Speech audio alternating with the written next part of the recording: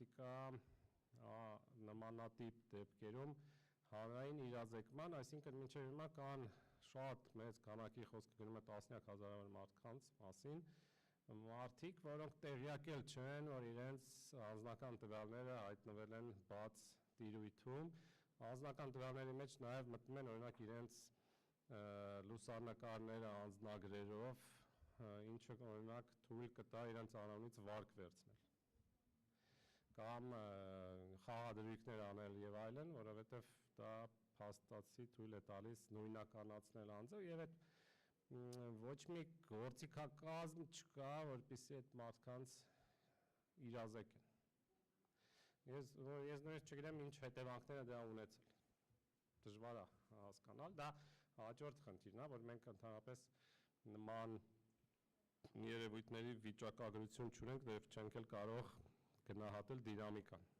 այսինքն դեպի լավն է գնում, դեպի վատն է գնում, ես նայած մատից հոտ քաշելով կարող եմ ասել, որ դեպի վատն է գնում, բայց մատը լավագույն վիճակագրական գործիքը չէ, և քիթը միասին։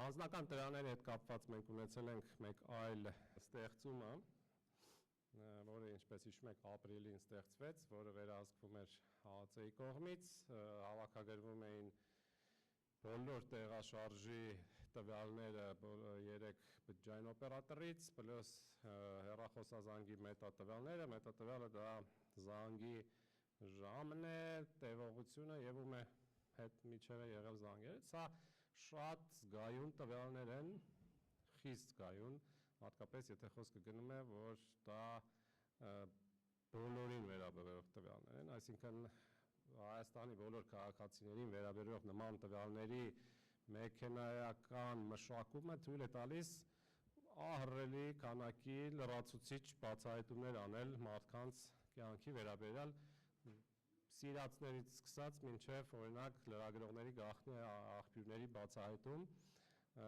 ցավոք սրտի ոչ մի հանրային վերահսկողության մեխանիզմ տենց էլ չստեղծեց, ցավոք սրտի դա այդպես չարվեց, համակարգը ԱԱԾ-ի ձեռքում էր, որը հանդիսանում է ամենափակ կառույցը, որը ոչ մի հանրային վերահսկողություն չկա այդ կառույցի վերաբերյալ, եւ մենք չունենք ոչ մի երաշխիք, որ այդ տվյալները օգտագործվել են COVID-ի համար միայն։ COVID-ի համար էլ իրանք նորմալ չեն օգտագործվել, որովհետեւ մինչև սեպտեմբեր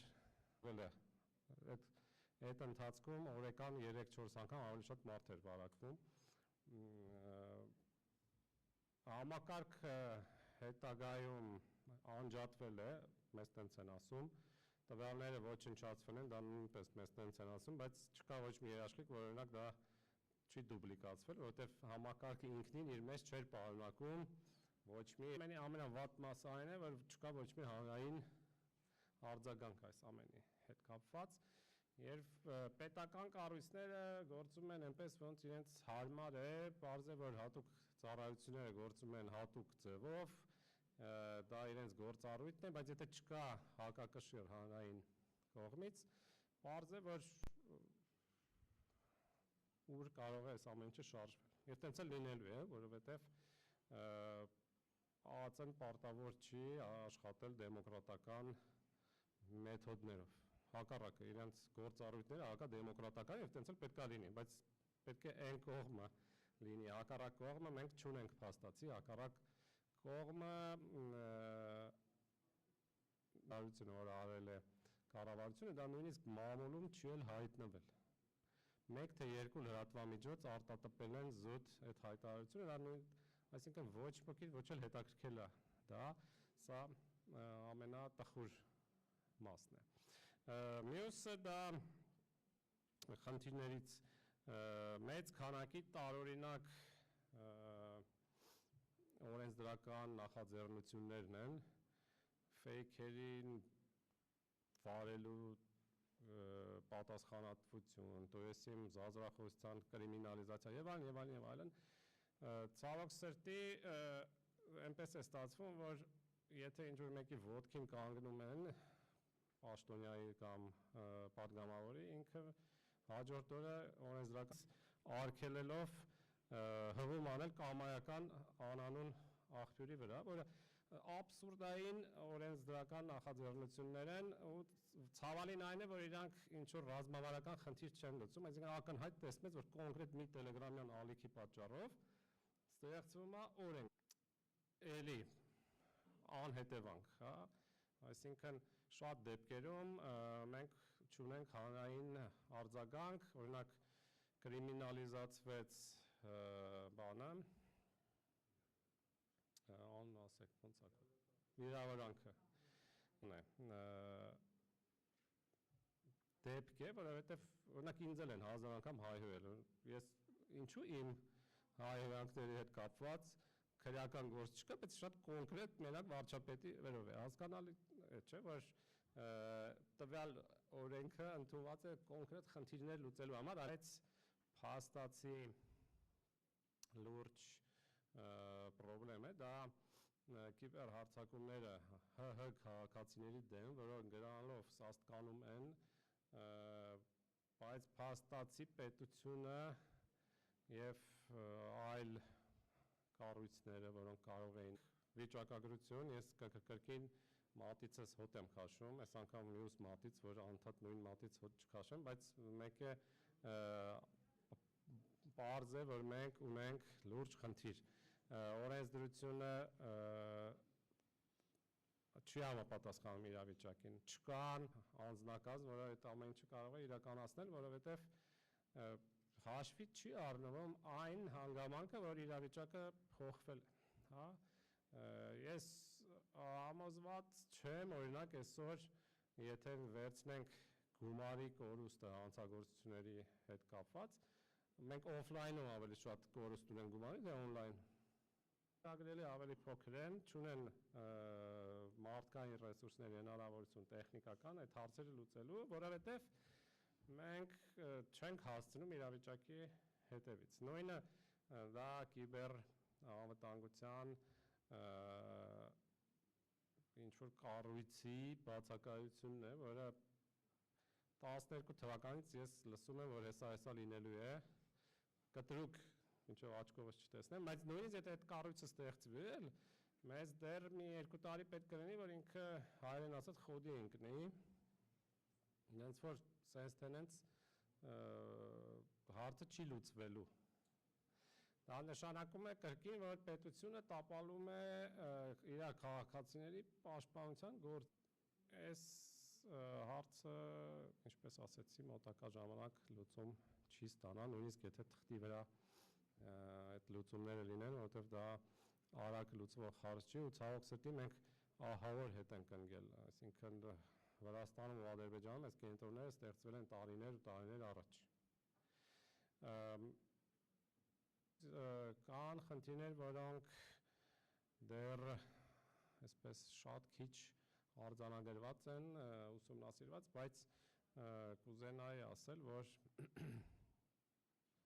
գիտեք, շատ մեծ աղմուկ եղավ աշխարհում մի քանի ամիս առաջ, երբ որ բացահայտումներ եղան, որ Pegasus անունով տենց մի ուժային կառույցներին աշխարհով մեկ բացահայտվեցին հազարավոր դեպքեր, երբ դա օգտագործվել է քաղաքական, տնտեսական եւ այլ ապօրինի ձևերով պետական կառույցների կողմից աշխարհով մեկ, նույն Ադրբեջանում եւ այլն, եւ ցավոք սրտի ես ինձ հասնում են լուրեր, որ այստեղ էլ ասեմ ու ցավոք սրտի նաև բարձրաստիճան զինվորականների դեմ եւ այստեղ էլ մի առանձին մի խնդիր եմ ուզում ասել, որ մեր մոտ մինչև հիմա չկա հստակ պրոտոկոլներ, ոնց պետք է օրինակ բարձրաստիճան պաշտոնյաները վարվեն իրենց հեռախոսների հետ, իրենց համակարգիչների հետ ու ամենահետաքրքիրն էր, որ կային հրամանատարներ, բարձր դիրքի հրամանատարներ, որոնք օգտագործում էին հին հեռախոսներ, որոնք այսպես վարակվում էին այդ Pegasus-ով եւ իրենց օրինակ դիրքը խոսակցությունը ամբողջը վերահսկվում էր, բայց իմ ասածը ադրբեջանական արձակումները չէր եւ ընդհանուր առմամբ վերջին 1-2 տարվա մեջ արձանագրվում են երևույթներ, որոնք կարող են դիտարկվել որպես ներքին կիբեր լրտեսության դրսևորումներ, դրանք դեռ շատ չեն առնվազն չեն երևում եւ այլն, բայց բավականին մտահոգիչ են, սա պետք է նույնպես մեզ այդպես լուրջ մտահոգիչ լինի, որտեղ դա նշանակում է, որ մենք մտնում ենք այն երկրների ցանկ, որը շատ մեծ է արդեն, որտեղ երկրի ներսում կիրառվում են կիբեր շպիոնաժի մեթոդներ, շատ խորացված, ու սա վատ հետևանքներ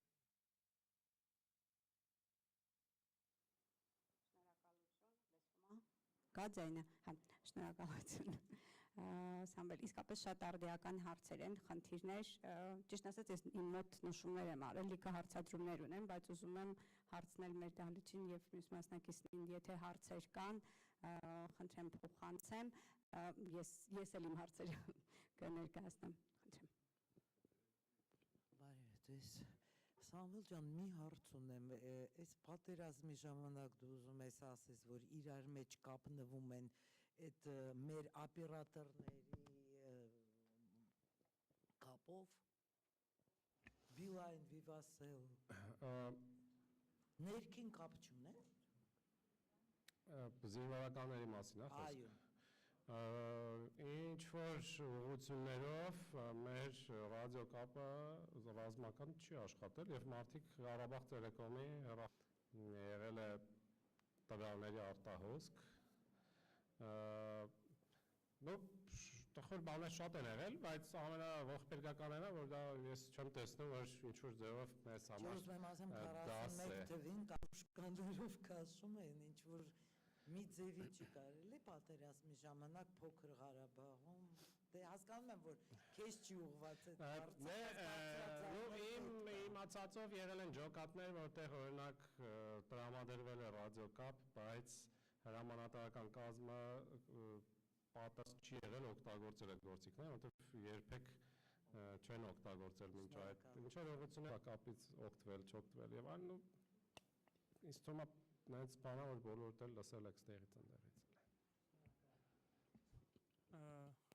Շնորհակալություն զեկույցի համար, այս տեսակ մի հատ հարց, ասեցիք, որ չկան պրոտոկոլներ, հա, չկան արձանագրություններ, թե ինչպես պետք է պետական բարձրագույն պաշտոնյաները կամ առհասարակ պետական պաշտոնյաները վարվեն իրենց հեռախոսների հետ։ Օրինակ, դուք որպես տվյալ փորձագետ, հա, այս ոլորտում կան երկրներ, որոնք կարգավորում են, օրինակ, չգիտեմ, նախարարներն հականջալուր լինեն ու այդ պրոտոկոլները ունենանք։ Տենց երկրներ կան, բնականաբար, որ երկրները քիչ չեն, երևի թե ավելի շատ են երկրներ, որտեղ դա կա, քան այն երկրներ, որտեղ չկա։ Ու ես ձեզ ասեմ, մենք հիշում եք Բիսմարկը, որ ասում էր սեփական սխալների վրա մենակ հիմարներն են սովորում, մենք ունենք մի կառույց այն ժամանակ, հիմա ոստիկանություններ ունի այդ հնարավորությունը, մենք ունենք միայն մի կառույց 18 թվականին, որը ուներ իրավունք գաղտնալսումներ իրականացնելու եւ այդ կառույցի տնօրենը բաց հեռախոսակապով խոսում էր երկրի վարչապետի հետ։ Կարծում եմ դրանից 3 օր հետո այդ գաղտնալսման հայտնվելուց հետո պետք է այդ պրոտոկոլները գրվեին, բայց ես ինչքան գիտեմ ջրամարտային եւ իրանք որոշել են, որ անձնական տվյալները հասարակ GSM կապով չտարածենք, բայց կառավարությունը դեռ որ ջրի մարդկանցից մի level ցածր է գտնվում, կարծում եմ։ Հետո գիտեք շատ մազալու է, որ ինչ որ մի դեպք անում, եկել տեսնում ես ինչ որ պաշտոնյաներ սկսում են մտնել սիգնալ, հետո մի հատ էլ դեպք անում, էլի են մտնում, ու հասկանում ես, որ իրանք տենց զուտ մեկը խորհուրդ է տվել։ Ինչը փոխանցելը ես ամեն դեպքում հնչեցնեմ, քանի որ հարցերը շատ են, միգուցե նաև այսպես մի քանի հարցեր անենք, որ հետո հնարավորություն տանք Սամվելին պատասխանելու իրենց այսպես համալիր ձևով։ Իմ հարցերից այդ անձնական տվյալների արտահոսքի մասին եւ այլն, որ նշում ես պետության մասով, չգիտեմ, մասնակից, կա դիալոգ այդ մասնագետների, հա, փորձագետները, չեմ անվտանգության հետ կապված, այ պետության հետ ինչ որ մեկը ում հետ են քննարկում, հա, լավ, այստեղ շատ բաներ ունեմ, հետո կներկայացնեմ, հիմա հարցս փոխանցեմ։ Վերջերս Facebook, Instagram եւ WhatsApp այդ կայքերը շատ ուժեղ խնդիրներ ունեցել, շատ լուրջ խնդիրներ ունեցել ամբողջ աշխարհով 1.5 միլիարդ ուխտատերերի, այսպես ասած, հաշիվներ դուրս են եկել, այսպես ասած, հակերային այդ տվյալների մեջ հայտնվել են կան տվյալներ Հայաստանի ուխտատեր յուզերների, այսպես ասած, ջարդված կամ հայտնաբերված այդ ուխտատերի ցանկը ինտերնետում եւ ինչ անել, փոխել պարոլները, այդ ավելը մի հատ հայ-ֆրանսիական մի հատ ընկերություն, IT ընկերություն ստեղծում է Ռինա ճարտարագիտությամբ ունեցող ցանց, որը պիտի փոխարինի շատ բարդ ու ահավոր խոցելի TCP/IP ճարտարագիտություն ունեցող այդ ցանկը, որ ահավոր խոցելի է հակերային հարձակումների, շատ վատ է, ապահով չի եւ այլն։ Ինչ որ մի փուլում գտնվում է այդ Ռինա արխիտեկտուրա, այդ ճարտարագիտություն ունեցող ցանցի կառուցումը Հայաստանում։ TCP/IP փոխարինման հետ կապված կարծում եմ ոչ իմանալ մոտակա ժամանակ ոչ միայն Հայաստանում, աշխարհում էլ դժվար թե լինի, այտենց դժվար process է եւ համոզված չեմ, որ հենց այդ հայ-ֆրանսիականը ինչ որ մի հաջողության կասնի, տեսնենք, լավ կլինի որ ասնի, բայց շատ իներտ համակարգեր գործունենք։ Երկրորդը Facebook-ից արտահոսքը, առաջին ուզեմ ասեմ, որ այդ խափանումը արտահոսքը իրար հետ կապ չունեցող բան է։ Խոսքը գնում է 1.6 միլիարդ մարդու հետևյալ տվյալների մասին, անուն ազգանուն, բջջային հեռախոս, էլեկտրոնային փոստ, այս սա այդքան կարևոր չի, ինչ որ չափով, չնայած բջջային հեռախոսը արդեն պրոբլեմատիկ է, որտեղ թույլ է տալիս նաև նորինականացնել անձին, եթե ինքը կեղծ անունով է գրանցված, եւ գեոլոկացիոն տվյալները, ներկայացուցիչներ հանգիստ գնում են Facebook-ի հավելվածը գրպանում հանդիպումների, օրինակ իրենց գործականների հետ կամ գնում են ինչ-որ գաղտնի օբյեկտներ եւ այլն։ Դա մենակ Հայաստանում չի լինում տենց օրինակ ամերիկյան գաղտնի ռազմաբազաները բացահայտվեցին Իրաքում եւ Աֆղանստանում, երբ որ Strava fitness այս բրասլետների կազմակերպությունը հրապարակեց քարտեզ աշխարհի, թե որտեղ են մարդիկ իրենց բրասլետներում վազում եւ մեկ էլ անապարատի մեջտեղը ինչ որ տնակ կա, որ կարող են օրինակ լիքը բան բացահայտվի, որովհետեւ կրկին գասենք, որ չկան պրոտոկոլներ, որ ոնց պետքա վարվեն այդ մարդիկ, օրինակ իրանց հեռախոսների հետ, ինչ պետքա մեջ չլինի, ուր գնալուց եւ այլն, եւ չեմ կարծում, որ բոլորը ողջամտորեն են ինքնուրույն դա օգտագործում, որովհետեւ վերջի այդ մարդիկ շատ բաներ չգիտեն եւ պարտավորել չեն իմանալու։ Գալով այդ անձնական տվյալների արտահոսքներին եւ այլն, տեսեք, շատ մեծ արտահոսքներ եղան Տավուշյան դեպքերի ժամանակ մոտավորապես դերերով եւ այլն եւ այդտեղ տենց մի փոքրիկ բան եղավ փոխվարչապետը հրաման տվեց մեզ մեր cyber hub-ով հրավիրեցին եւ խնդրեցին որ մենք տրեյն անենք այն մարդկանց որոնք ունեն COVID-ի հետ կապված տվյալներ անձնական եւ այդտեղ սկսվեց պսիխոզելյան, որտեղ պարզվեց 6000-ից ավել մարդ է, այդքան մարդու տվել են տվյալները և բրախ ռու մեյլին ու հետո կոտրում էին, մեջից սաղ տվյալները դուրս էին գալիս։ Մեզ խնդրեցին տրեյնինգ անել, մենք Zoom-ով այդ 6000 հոգուն տրեյն արեցինք, ես բացարձակ չգիտեմ ինչ եղավ դրանից, որովհետև ինչ-որ գցենք մի հատ հիմանդանոց էր, մենք մի հատ ձայձա ասում են, մենք ստեղ 300 հոգով նստած ենք մի Zoom-ի մեջ, տենց ստադիոնով մի հատ մուն կար է, տենց սեկտա էր, որ ստադիոնով ամուսնացնում էր։ Remember, there was this like that situation. I want to say that there is some kind of dialogue, but how to say, nothing has changed. More papers, more writing, paperwork, and I think that there is not even a platform for such dialogue. Plus, when the dialogue starts, we have also a problem that engaged the deputy minister, all the staff, and then everything starts from zero. So the turnover is huge and team-wide. And I understand when a regime is changed, everybody moves away. But when in one staff, everything, like with home, with dogs and family and plants and everything is changed, it kind of deja vu again. Room person responsible from the sphere. Let's talk of the staff, about the staff, that we do not have this possibility.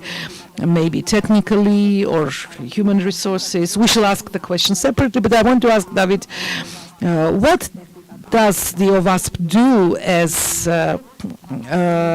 when there are attacks, technical attacks, you as a technical community, and our meetings are open, everybody can come and listen.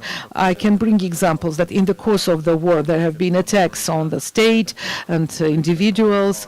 In that period, our community, ARMSEC, we did the following.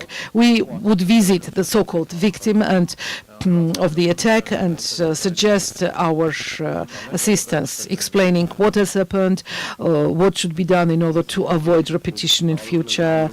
And David is, which says on very, very modestly and so on, people were just unaware what to do.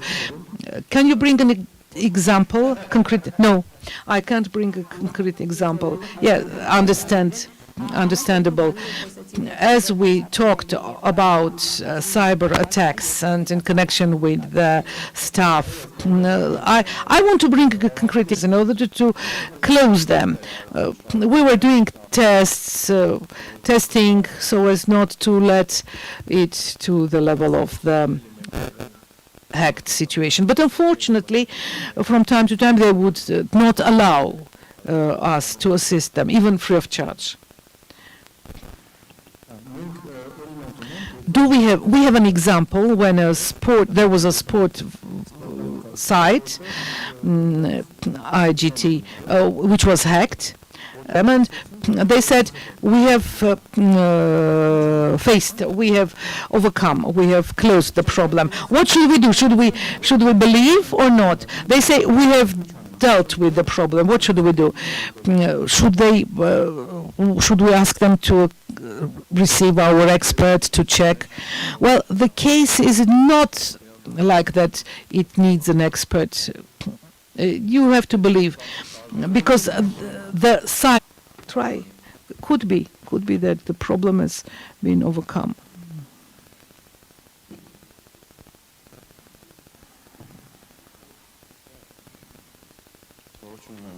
Want to welcome everybody. Hi, I'm Makarchan. I am the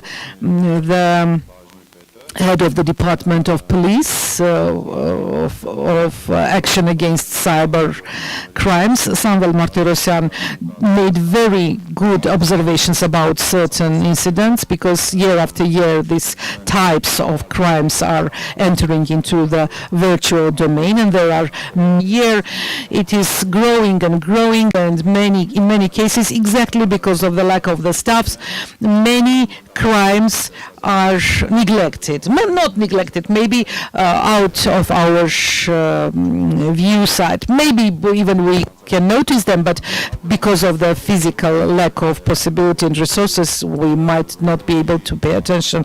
Now we are making steps in order to increase the number of specialists in the sphere, and I hope that people don't even think that they can apply to the police if it happens in the virtual domain, because even the person who is making a crime might not understand. Some, I don't know, school children, stupid school children learn things, they hack, but they don't even understand or what. They don't inform the police, and naturally we can't know if, say, some internal network of an organization has been hacked, if the, for example, if the manager of that system would not report to the upper level management, if they would not let us know about it. And the statistics shows that there are a lot of cases like when big organizations have been hacked, they have not applied to the police, and then turns out that we have a lot of crimes, but nobody's dealing with these crimes. And that is because there is no feedback or there is no connection. Samuel, I heard from your that when Pegasus is used, certain state bodies have tried to covertly listen through Pegasus, because of which there has been leakage and was using Pegasus against us. And I know at least 5 cases of cases connected with the government and the military sphere. They were targeting, Pegasus is a very expensive thing, and they were using it in a targeted manner. BISAP used it in respect of their media people, their ombudsman, but inside the country. But recently I learned that Pegasus was used here against such people who brings to the conclusion that most probably they have started to use this system in our country as well. That was my question. But as long as this is not public information, I just know through some sources who most probably have been the victims of this. Lab has created such tool that allows to reveal Pegasus on the phones. So it smells like Armenia is also one of the users of Pegasus. And Pegasus is sold only to state structures, and take it into account as well. You mean that Armenia has bought Pegasus and used internally? Well, the seriousness of the issues that you have raised indeed is not understood by a big part of society. How to raise the awareness of everybody, like from peasant who is, for one, I would hang myself, answer to the last question. Well, I think that somebody can do serious things, and these questions are not hypothetical. Well, I like to sleep long in the morning. Well, if you say, so that's the case of being a prime minister. The peasants don't need to know about the Pegasus anything at all. Well, the seriousness is that society has different internal bodies, like we have, I don't know, hands, heart, stomach, head, whatever bodies. And the society should understand the operation, but nevertheless, so as to make it more clear, the public awareness in respect of certain issues, like, for example, these are the representatives of the civil society, non-governmental organizations. Let me bring you an example. Armenia, in the course of the war, in the middle of the war, closed all. After the war, that closure continued for several months. Don't say figures, because different providers dealt it differently.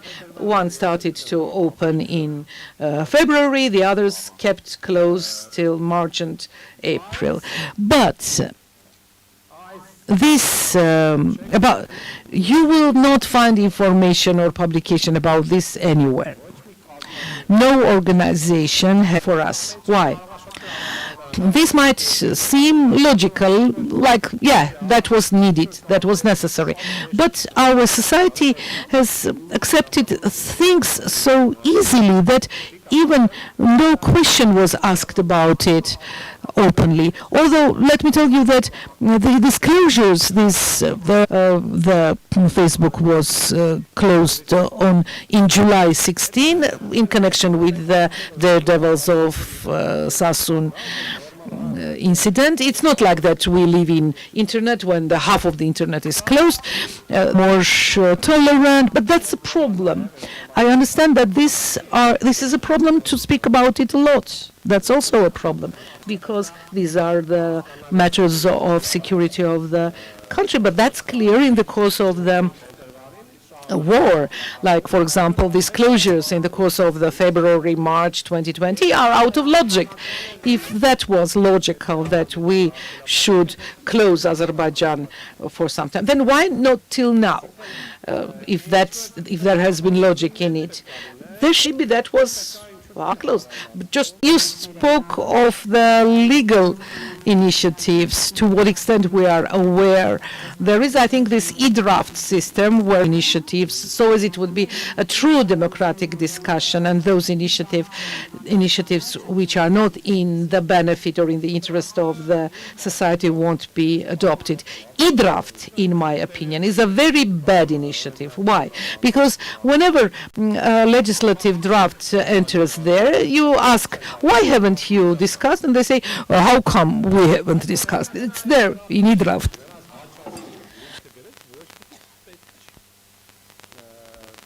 But even if you start talking, well, this is kind of outlet for letting out the steam. It's bad to have it halfway done, because it's better not to have anything than to have it half cooked or halfway. Clear. In Russia, you know, there is Roskomnadzor. Why this and that site was closed. Amongst us, I don't know. I just assume, knowing the experience of 2008, I just assume that it has been done by the National Security Service. But who has made the political decision? Because that's a political issue. And we can't know. Because first, this topic should have been raised. A reporter should have written about it. Then a question. And the whole process that is part of the public awareness procedure, it is lacking. When was I writing the report to verify my words when I was writing the report? You spoke of big leakage of data, protection of personal data, and you said that you have experience of working with medical workers in the recent times. One question. Mass injections are going on, and also, well, personal data are processing in this respect. In connection with organizing this phase, the medical workers, to what extent are prepared to protect the personal data of individuals? And the government doesn't tell the society in any way what they do in this respect. There is no reporting system. Unless there is reporting something, unless something happens, we would not know that the system is good or bad. But in general, the availability of medical data is a serious problem in Armenia, because I personally, for example, have heard from here and there that, like, they do, like, for example, they have to and collect all the data about the girl, her medical cards, her medical data, before deciding whether they are going to marry their son to that girl or not, like choosing a horse.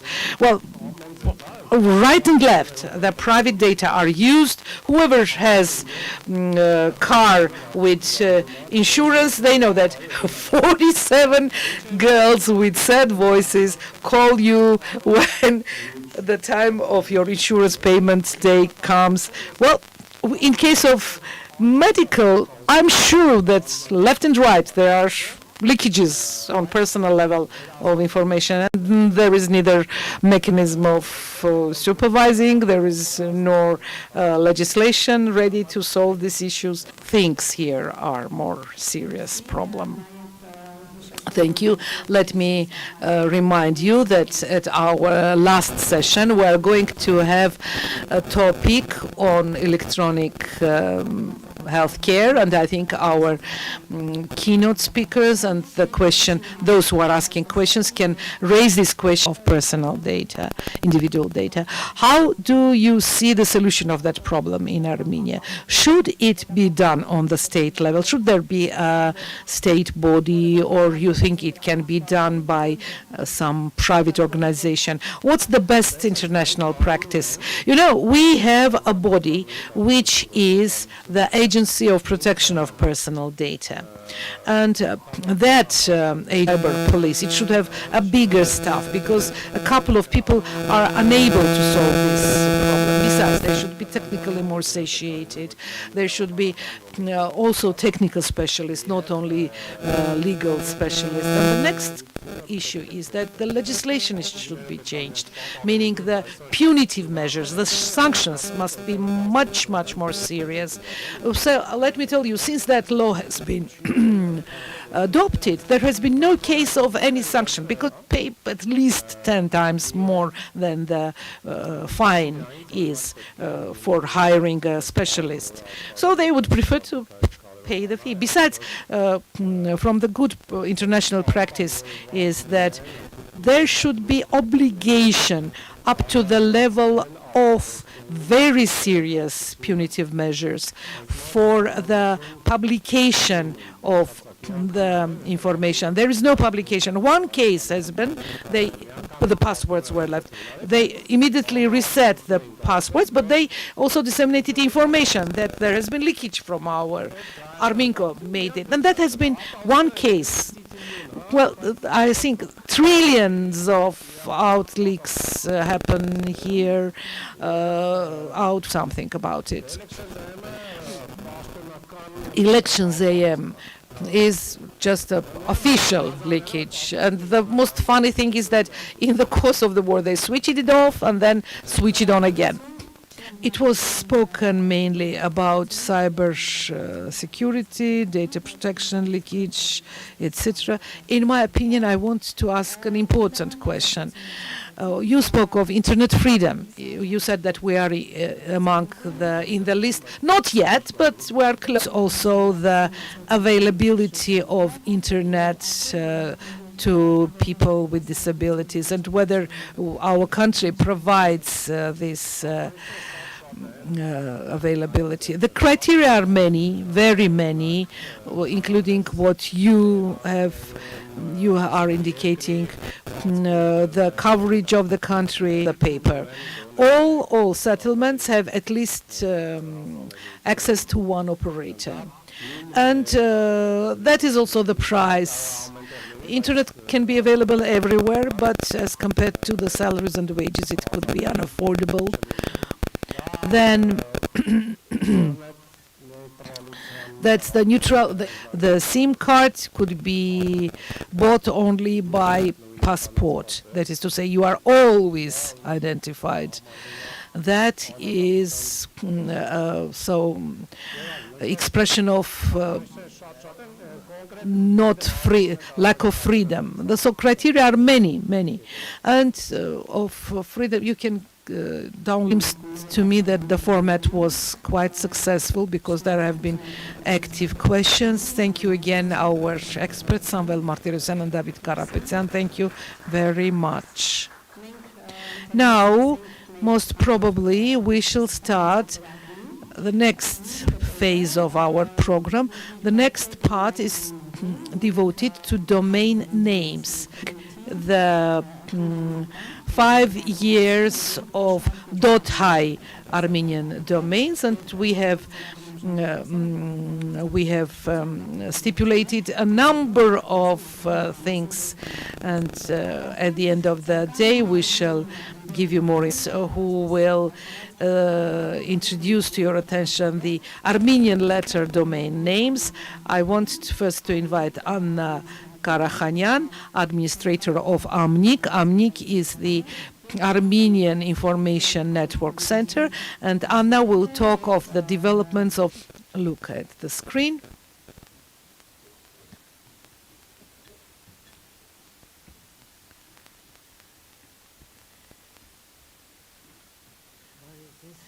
Hello, I'm really very glad to see you here.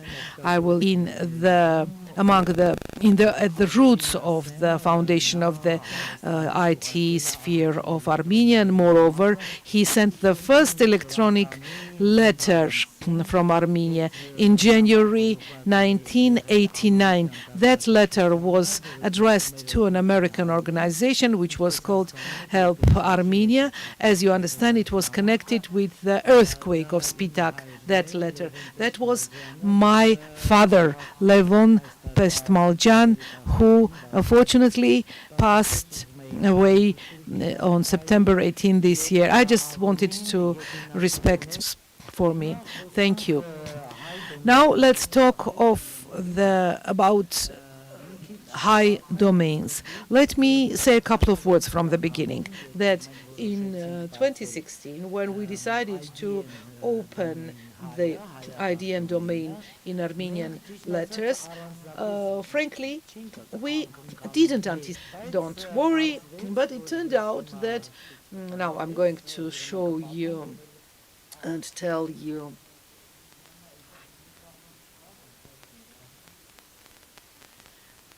I will tell you. Now, my microphone. This is better to use this microphone like this. Okay, as of now, we have 61 AM registers, which is bring high domains. Only 16 of them register high domains, and visiting AMNIC's site, I will give you the link, you will see that the dynamics, this is a dynamic process, because today you might not register a high domain name, but tomorrow you might. And it is written that one register, all registers that register AM domain.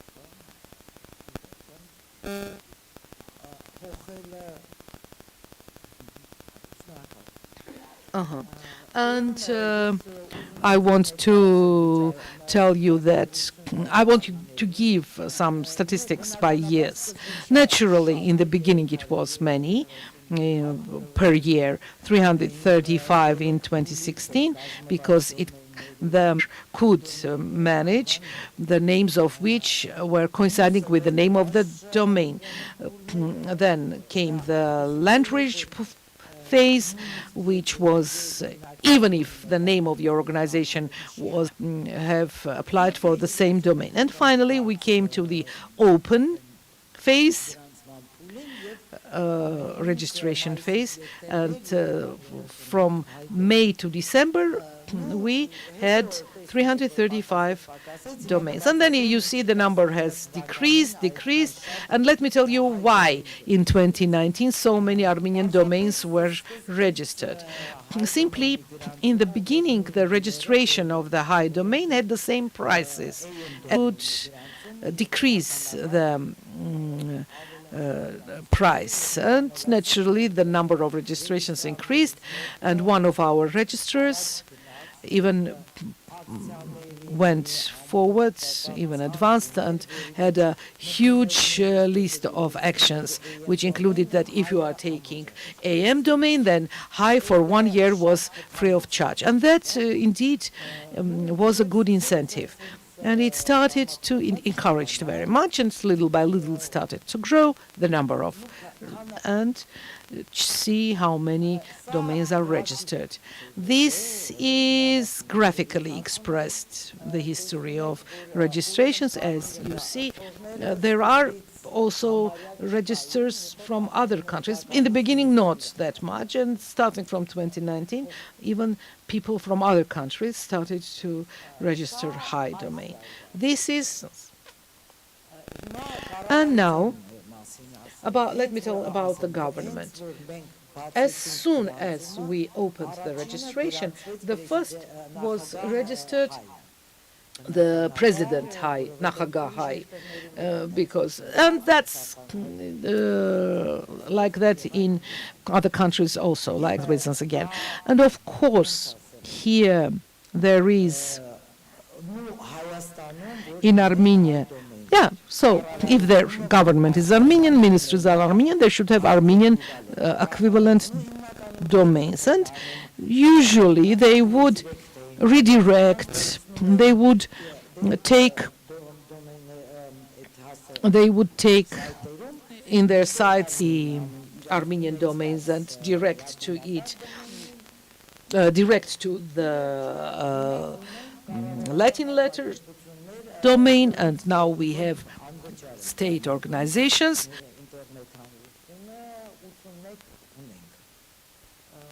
for which we provide free of charge.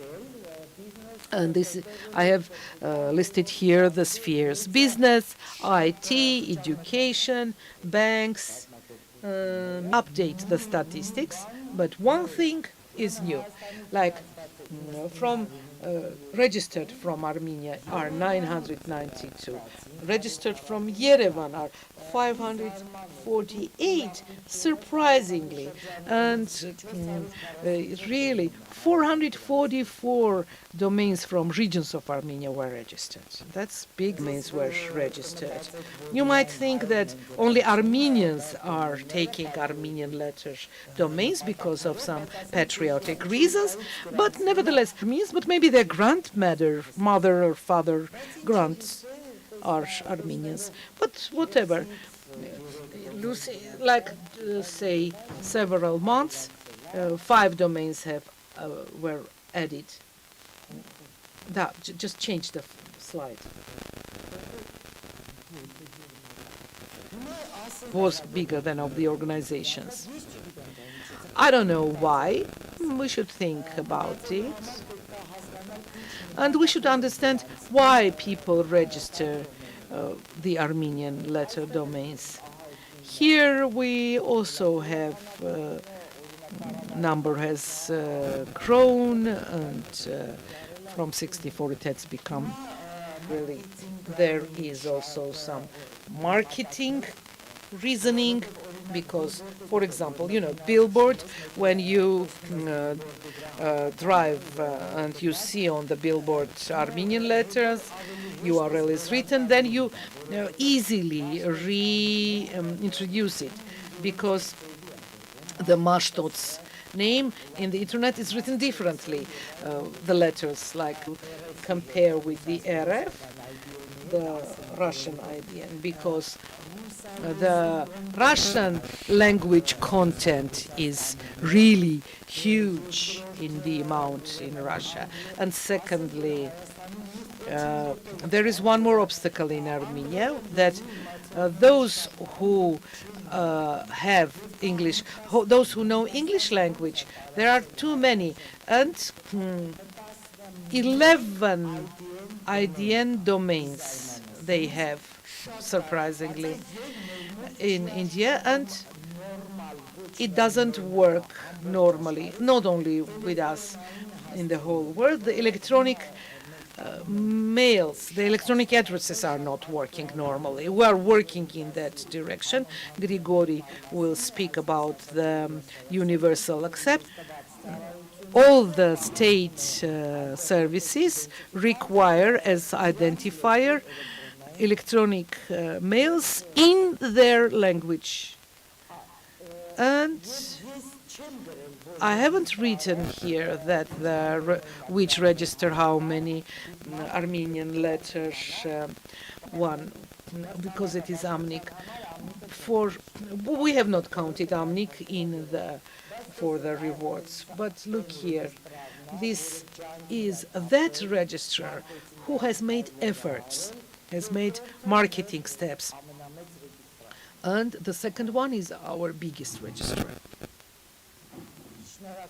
Thank you for attention.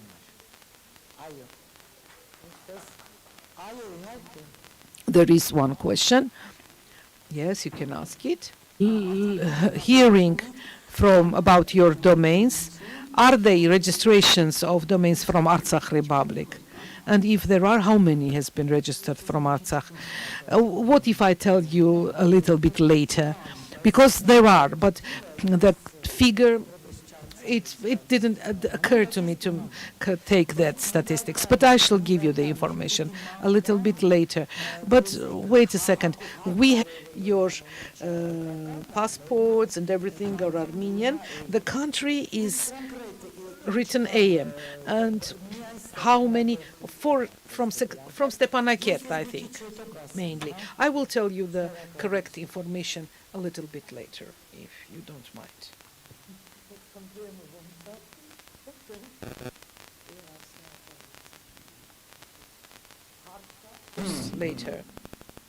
Later in the course of the breaks.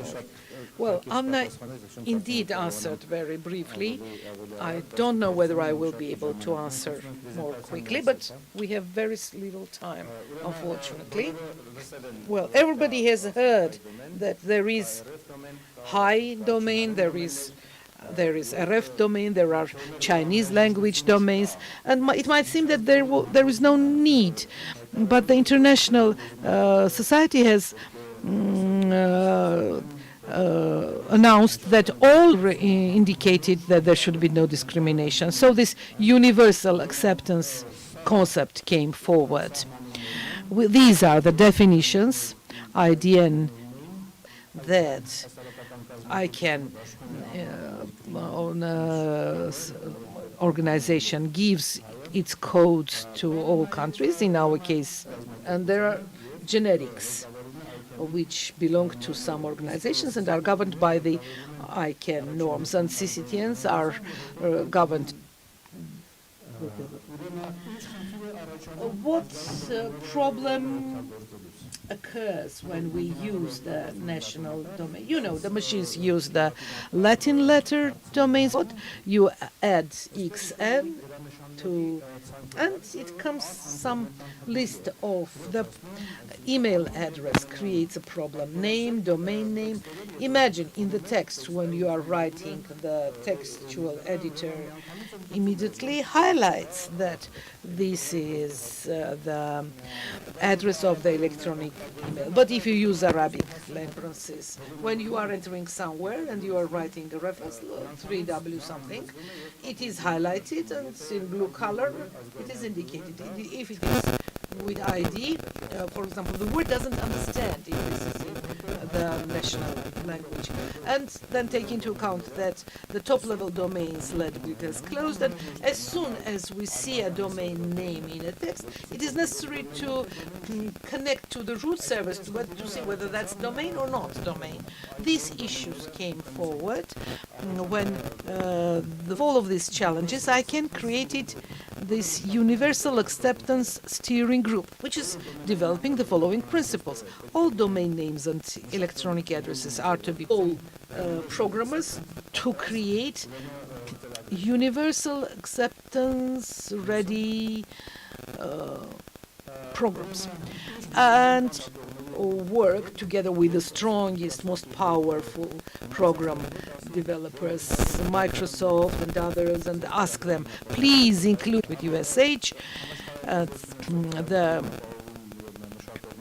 with others, and with local developers. We have to participate in international conference, see what are their solutions in the world, and certify programmers to be able to use these solutions. State should demand that all these requirements be met. What do we have? High domain has an essential difference. We have a very heavy problem. When we adopted that the dot in Armenia, the code of the dot in Armenia, is different of the dot code of the Latin dot. That's why when you have to type in internet, change the register, put the Latin letter dot, and then again change the register, put software developers should think about it. Can I make an addition?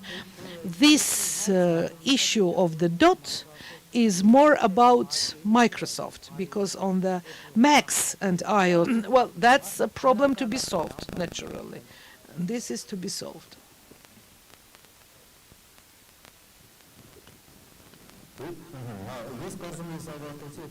I finished. If you have questions, you will ask me them in the course of the breaks outside the main room. Thank you for attention. Thank you.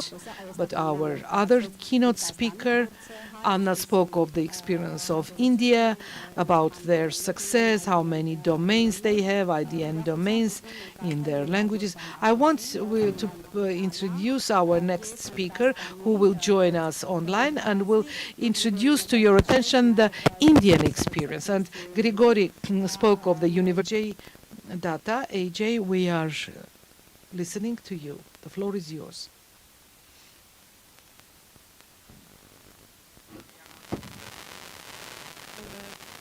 Zuma.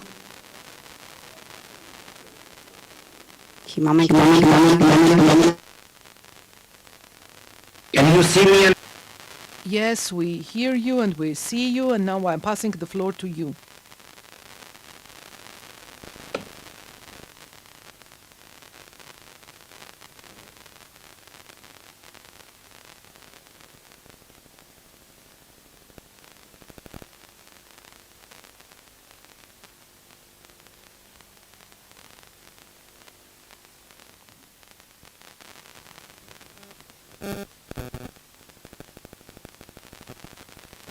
If you are speaking, I cannot listen anything.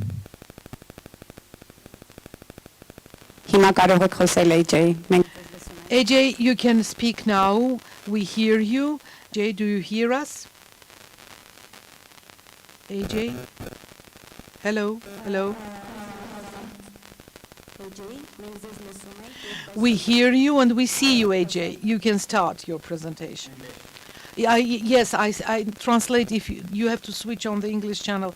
We hear you, we see you, you can start. AJ, hello? Yeah.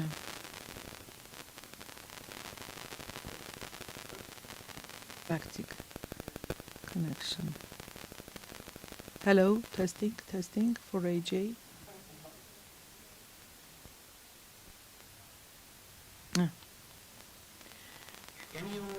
Yes, AJ.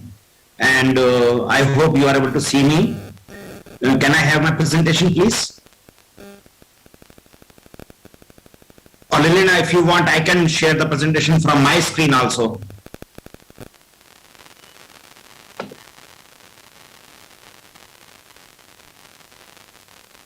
Screen now, AJ. So thank you very much for giving me this opportunity to talk to you about universal acceptance. It's a very important topic for bringing next billion people online. I have distributed my presentation into two sections.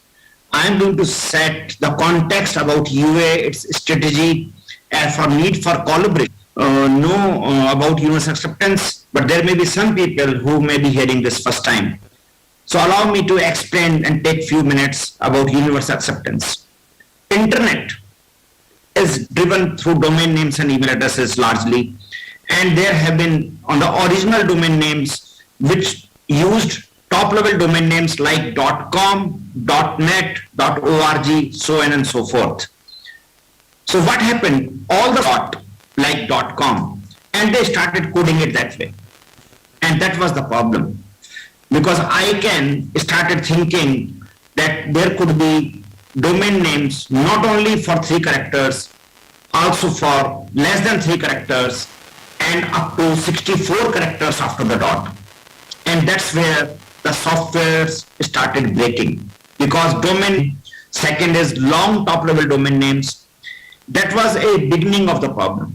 The bigger problem came when ICANN started releasing the domain names with non-Latin characters. Those are called as IDNs, internationalized domain names. That's where the applications which were designed to consume only domain names in English characters started failing because software thought they are invalid domain names, they are invalid characters. failing and they recognized the valid domain name as an invalid domain name. That problem expanded further because if you have a domain name, you may like to have an email address on them. And these email addresses also started failing. On your screen, there are examples which is kind of a scope of universe acceptance.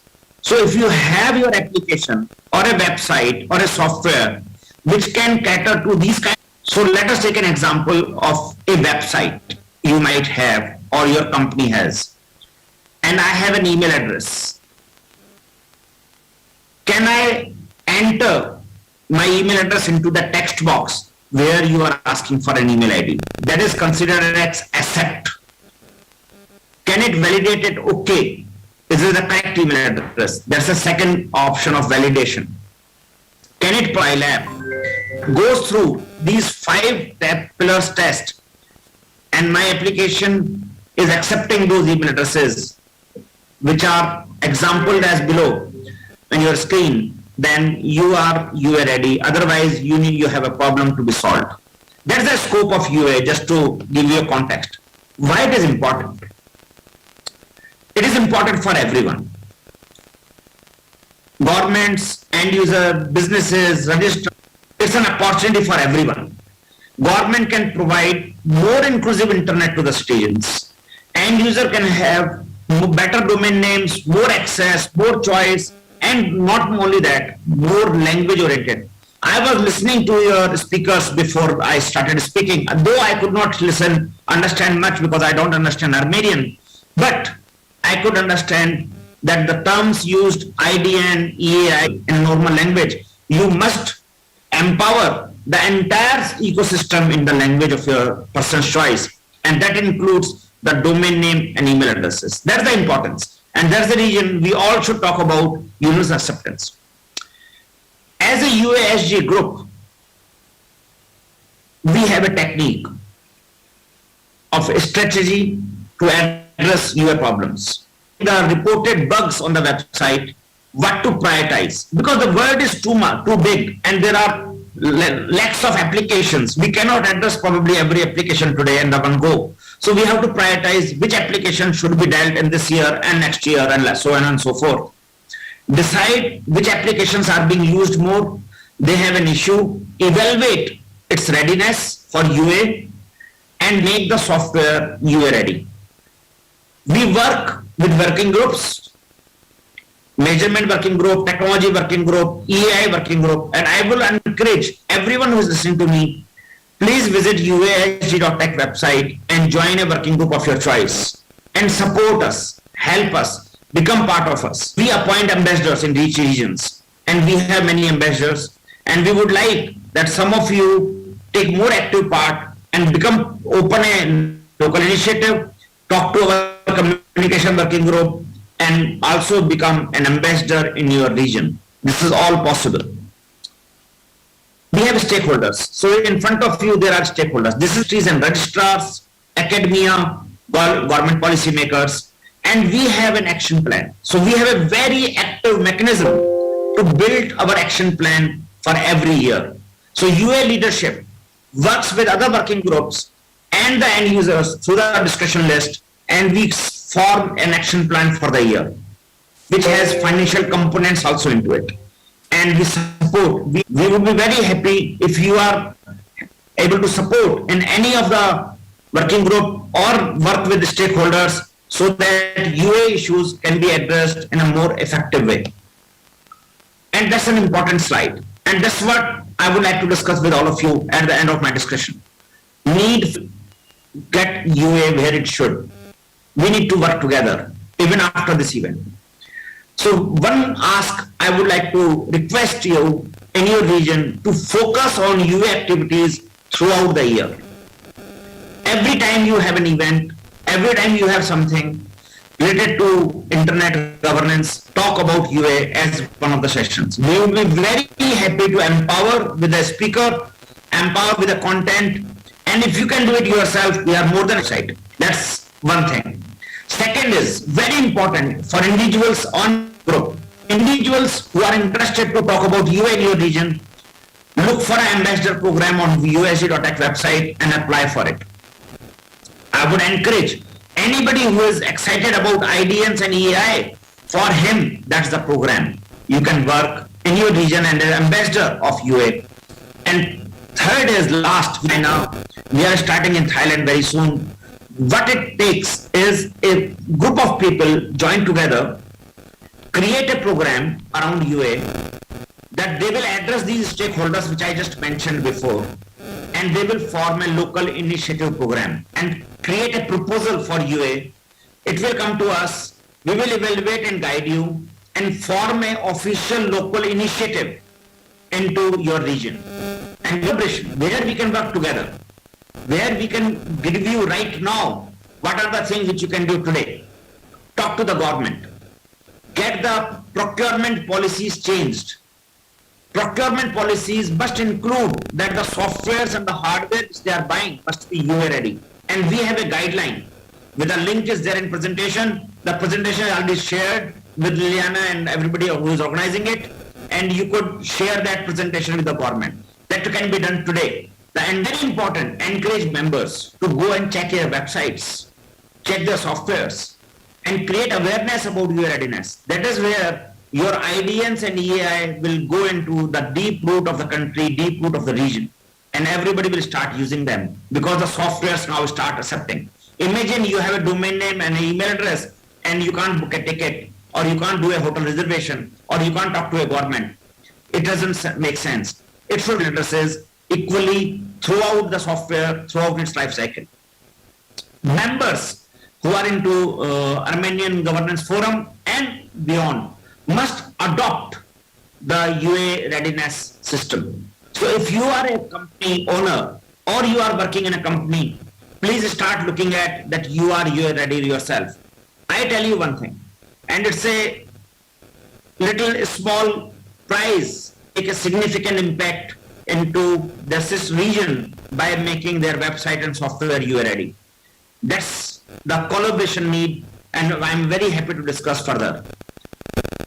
Also, before I end, another in 1 minute, experience EAI, email address internationalization. So you all have an email ID, right? And I'm not talking about the Gmail. Put in your email address and you will find whether your email system is EAI ready or not. It will tell you that. It will automatically tell you, it will detect. And if you want to experience a language-based email address, you can install a data mail app. It is available on iOS and Android. You can install it right now, completely free, and you can get almost 20 languages-based email addresses, and you will be able to experience that email address, use that to test your applications. So let us say if you register and your accounting platform is using those email addresses, and can I buy your services? For that example, if I come with my Hindi email address on your website, can I buy that? If I can, congratulate yourself, you are ready. If not, that you have a small work to do, you have to solve that bug out of your applications. Thank you very much for giving me this opportunity, or giving me little bit of knowledge about local initiative and become ambassadors in that region. Thank you very much. And I have given this website and the links in front of you. Please do visit and join our working groups. Thank you very much. Thank you, Laliana, for inviting me. Շնորհակալություն AJ ներկայացման համար, իսկապես կարևոր թեմա է։ Մենք այստեղ մի փոքր հարց ունենք, ավելի շուտ Thank you, a local group. Liana is UASGA member, and it is very necessary. We need a lot of technical specialists, programmers. If anybody has interest, as AJ said, everything is free of charge. Actually, they should. We will help them as much as possible. Applied to Liana, ISOC, AM, and me too. Thank you, Anna, very much. Indeed, the word of this initiative. I want to thank our online participants and keynote speakers who have presented the topic of the IDN topic. We have had some changes in our agenda. Let's pass to the next next part of our program. One of very important topics, the session. I want to invite Tigran Hakopian, moderator of that session, chairperson, chairman of Radio TV Commission. Mr. Hakopian will introduce his keynote speakers now. Hello, thank you very much for in 21st century. It's rather a big time. Now I'm going to introduce the speakers, and I hope that we shall have very productive communication. Anush Berloyan, Deputy of the National Assembly, and although Mrs. Anush is from the Commission of the External Foreign Relations, President of the Human Rights Protector Ombudsman, Ara Ghazarian, United Nations, New Armenia, current Parliament expert. We know him very well as a great specialist. David Alaverdian either will join us online or, well, he will keynote table, and we'll try not to interfere into the content of our speakers. Most probably I will ask you a couple of questions which I have developed this morning, and let's try to talk about this phenomena. Okay, let's look here. Different data of different kinds of monitoring comes to my table. I saw this kind of interesting phenomena. The world is developing, and we have Elon Musk, we have soon we shall have AI, the media literacy is growing, information flows are growing, which contain a lot of huge amount of hate and animosity speech. We do not adapt to that reality much, because the free right of expression, right of word, but they also have destructive results, consequences, when speech which is not limited by anything is impacting on are the instruments of the world, the society, to mitigate somehow this destructive impacts. And I have separated several topics. What should we interested in? Let this year, in the war-stress time, in the course of the meetings, in the direct air, when you're broadcasting, in the speech of the reporters, we start to hear such expressions which were taboo before. So I don't want to. This is kind of son of a bitch expression. We started to. In Armenian, it sounds even worse than it sounds in English. But it turns out that the legislation that is regulating our speech and our TV stations have to give some assessment to this, but very often the commissions of ethical, they either themselves, Mrs. Anush, let's start with you. I've separated the questions that I've asked to you in the first place. For all of these, I think that not the young, the government, the existing authorities, the acting authorities, because everybody knows that, well, the freedom of word is not an absolute freedom, it has to have some limitations. It seems to me that the word of hatred, word of discriminative character, of regional, ethnic character, religious character, maybe disability, maybe sexual orientation, but today are targeted people who have different political views. Division is slow in adapting because there is no normal definition for the speech of hatred and speech of animosity, and even the national legislations and international legislations might say something about this. What can be done by the national legislation. In order, to some extent, the member of the government, the authorities is raising this issue. You will hear now how we discuss these things, which have become quite acute in Armenia. In order to be more fair when discussing these issues, we have to understand that Armenia is not, as you will see, that the offensive words, the curses and the bad names and the hatred speech you towards different political representatives of United States are quite sadly used in the social networks. And today has always been there. Simply with the development of social networks and communication technologies, any person, any user has become source of information, and even media, mass media, and have become quite dangerous from social point of view.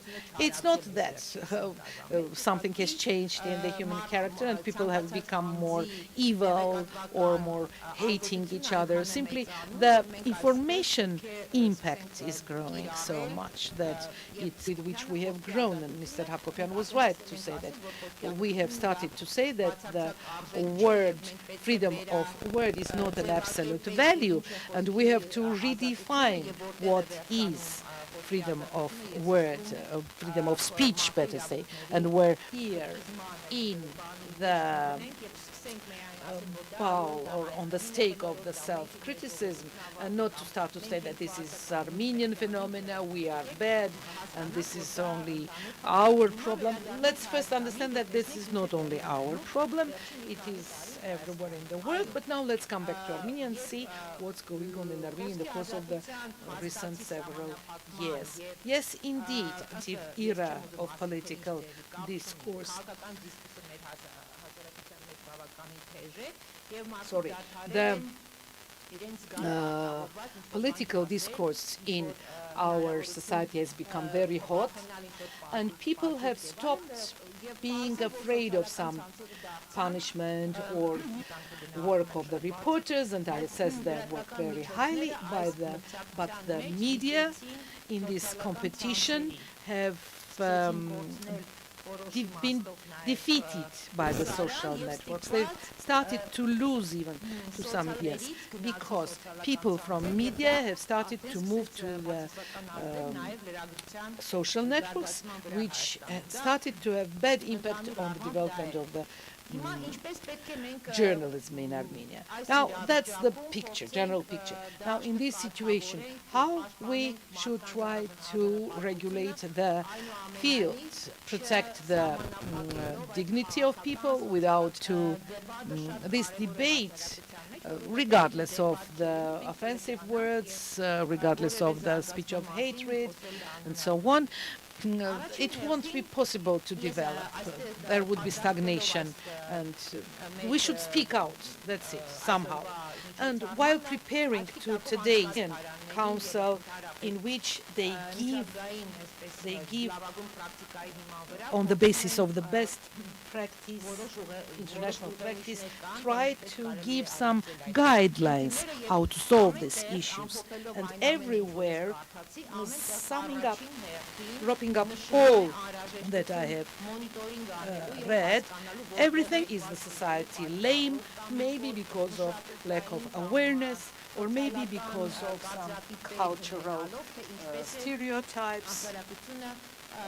To understand how the society թե ինչ որոնք են հիմնական պատճառները, որոնք են հիմնական իրազեկումն է եւ ինչպես ասում են այդ ադվոկացիա պոտենցիալը, այսինքն սոցիալապես ողջունելի բարքի առաջխաղացում, այսինքն ատելության խոսքերի վրա հիմնված խմբերի հանդեպ ամոթ, այսպես եթե ասենք ավելի կարճ։ Եվ դա երկրորդ ուղղությունն է, որով մենք պետք է աշխատենք։ Այստեղ ես տեսնում եմ, այո, շատ ճիշտ է, պարոն Հակոբյան, ես համաձայն եմ, որ այստեղ պետությունը բավականաչափ աչքաթող է արել այս ուղղությունը եւ միայն պատվիրակել քաղաքացիական հասարակությանը, որը սովորաբար ասում են քաղաքացիական հասարակություն ցողանի, ես համաձայն չեմ, ես կարծում եմ, որ այստեղ պետությունը եւ քաղաքացիական հասարակությունը իրական եւ պատժիչ գործողությունները, որոնց մասին նաև պարոն Հակոբյանը ասեց, այստեղ նույնպես So sad. Here too, we should be very cautious and should understand where does the freedom of speech starts and where fear. Well, of course, the National Assembly in the course of the last year has had several legislative initiatives which were criticized by certain circles. I am ready to discuss it as well, and now I want to pass the floor to... Okay, let me bridge what you said to our other important absolute rights is the right of a person to receive information and to disseminate information. I have, in the course of such debates, I always highlight the word information, which it doesn't say that he has the information. Whether in the course of COVID, for example, a person, especially a doctor, goes into social networks and broadcasts a speech through licensed platforms, vaccination process, and people are chipped. Well, if we think that, if we understand that these words are information, then we are facing serious dangers, and our lawyers of this sphere, speech and the right of expression of opinion are infringed. But I don't see reaction, and I think that this is the problem of our society when are violated the right of people to and trustworthiness of the information they disseminate, but that is to be a problem for people, because the site, because every site, every platform, they are responsible for the correct. I always bring an example. I like that example. Yes, indeed, a person has the right to express itself, and that's an absolute value. How? Let's compare it with education. Every person has the right to receive at least elementary education. That's absolute. But if the school for all offenses of the teachers, he is being excluded from the school. Well, with that, you are not infringing the person's right for education, to receive correct information about, for example, COVID, which is connected closely to the public health. Now, it seems to me that we have here problems. What is information? What is to be protected? And what is to be punished by the authorities, legislation, states in the beginning? Any system of regulating the freedom of speech should be done in the way so as not to violate the free flow of information. Information value could contain information of public importance. I don't say that you should legitimize offensive words, vulgar words, but I will speak about it a little bit later. I will mention that the main principle, that regulation that is infringing the flow, the intensity, the velocity, the speed of the flow of the information, then it is not. It means that and what about the free flow of disinformation? That's absolute disinformation. That disinformation is illegal already, so it should be regulated this way or that way. But nobody is regulating disinformation, and nobody is forbidden to say that, you know, nobody is said that, nobody is forbidding penal consequences or administrative consequences. Then it is becoming the object of civic or criminal responsibility. In any case, we have to analyze and decide how, if this does not create danger from, say, point of view of creating such consequences. Well, thank you very much.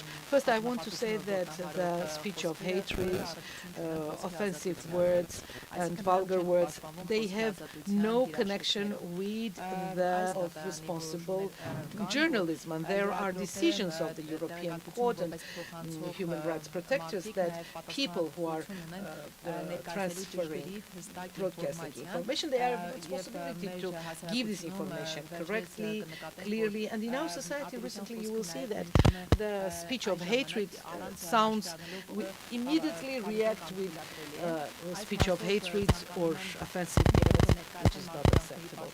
With this, I want to introduce to your attention the results of the monitoring of the Ombudsman Office, which we do every year and include in our annual report. In the recent hate speech has sounded from the mouth of the state bodies, and the Ombudsman, the protector of the human rights, has had public speeches in that respect, and I want to highlight here the behavior of the society, but on the contrary, to create more unity, more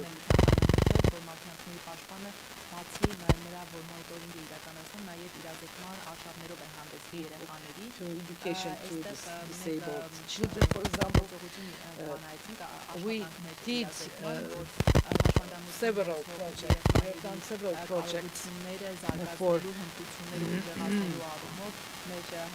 developing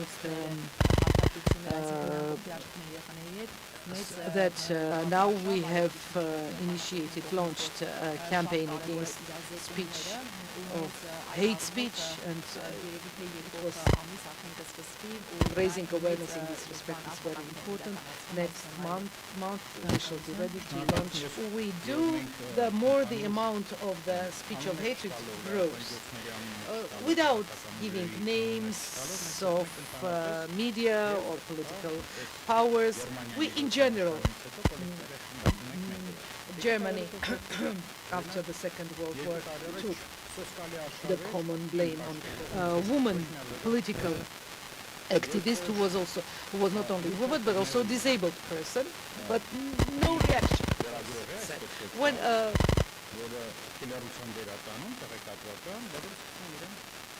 around who is doing, and we speak of Europe. You know, Europe has very, very old traditions. When I speak of my colleagues from Denmark, from Norway, I say, when people say something like this in our social words, because society has already grown, the taboo comes by centuries, and only through very strict, severe limitations, like in Japan, public well, that's a country of old traditions, and they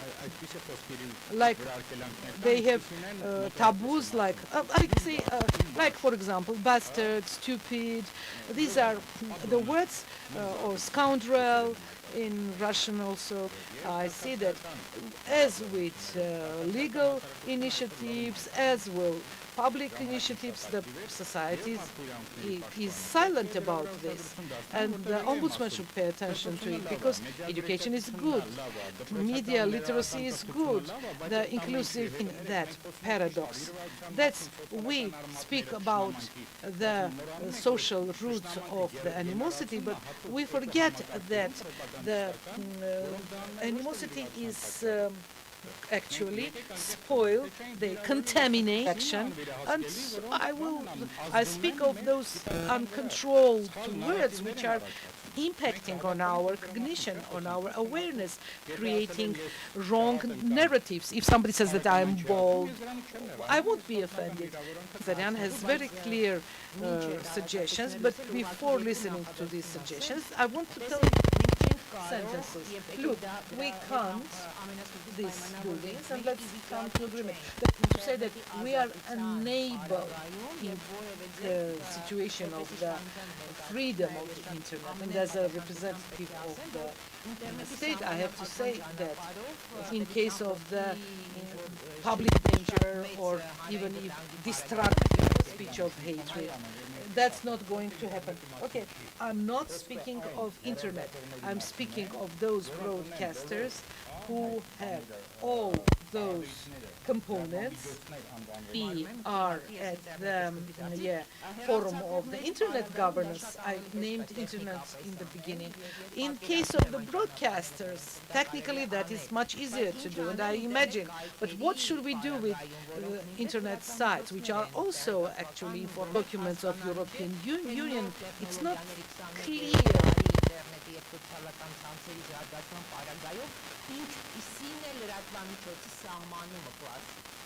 Որովհետև այն սահմանումը, որը մենք սովոր ենք ունենալ, եւ հասկանալ եւ իմանալ, այդ սահմանամիջոցը եւ տեղեկատվության աղբյուրը այս 21-րդ դարի պայմաններում։ Նախ մենք պետք է to separate, and we shall see that at the top of the pyramid is the hate speech, beneath is the manipulative speech. Hate's my problem. In my opinion, the problem is not that upper level of hatred speech, but the huge amount of manipulative speech which is used in between the top and bottom models.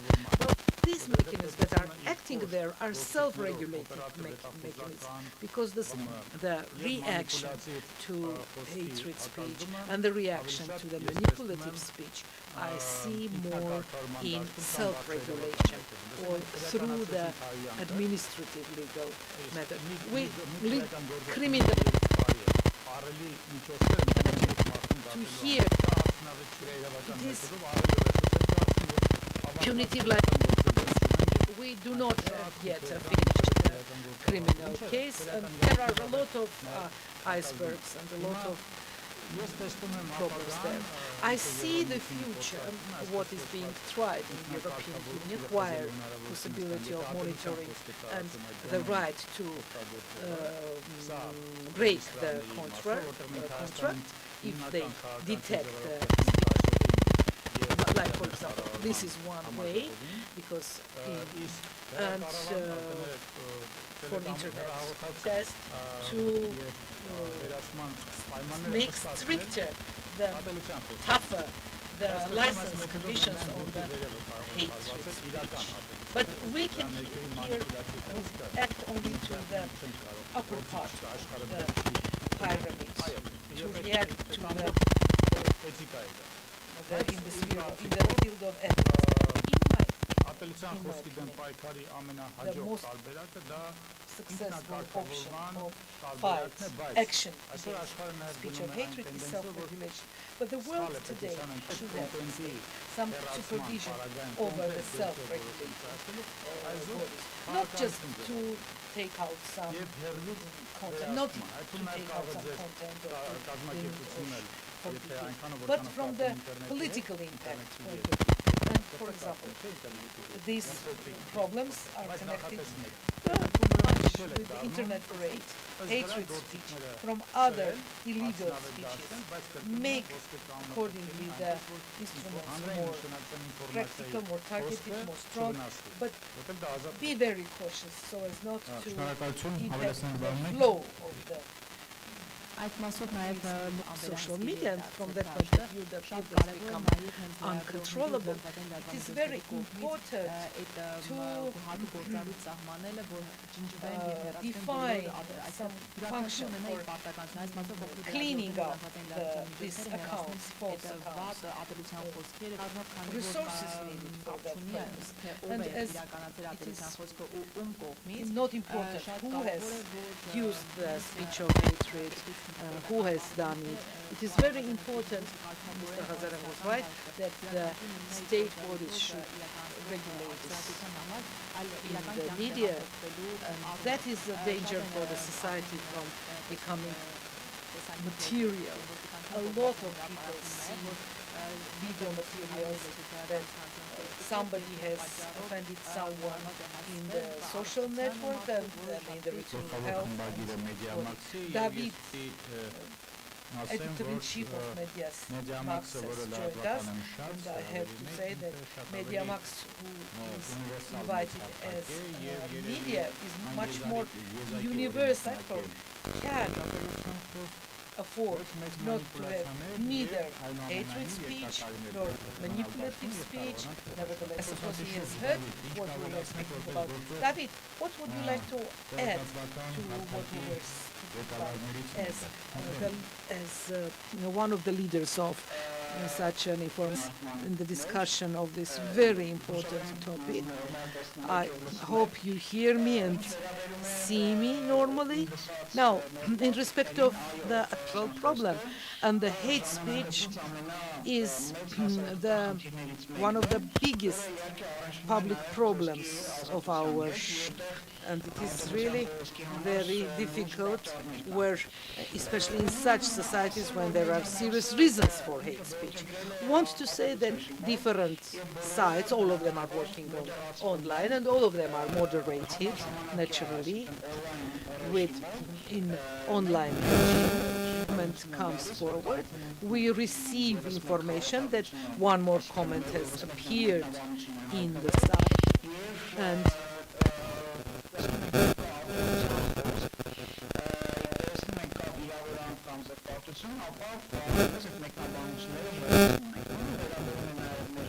I'd like to say a couple of words about the control or those criteria that are suggested today. We should try to wait and see what's the direction of the development in the world, because, as I said, the hate speech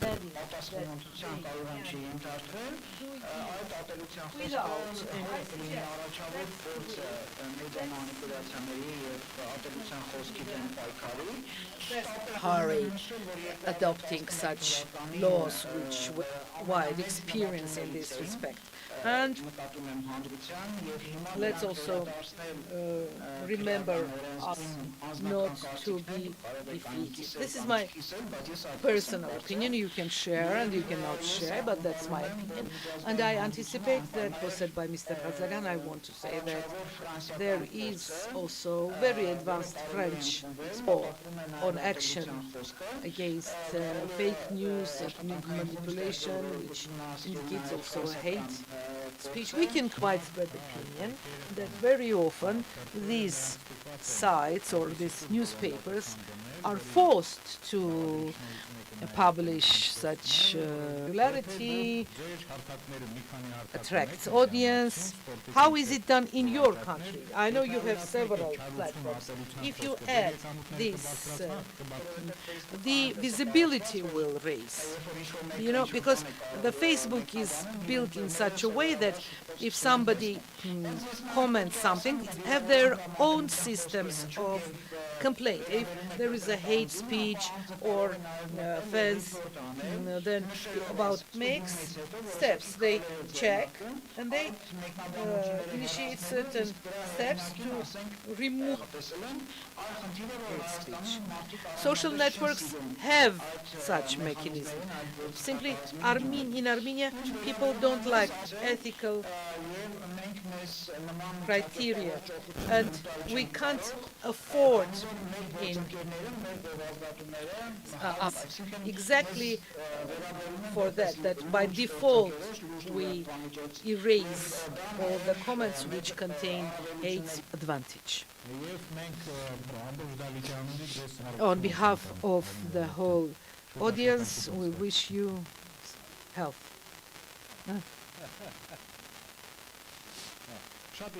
Law on audio or visual media was adopted, which included also the self-regulating methods?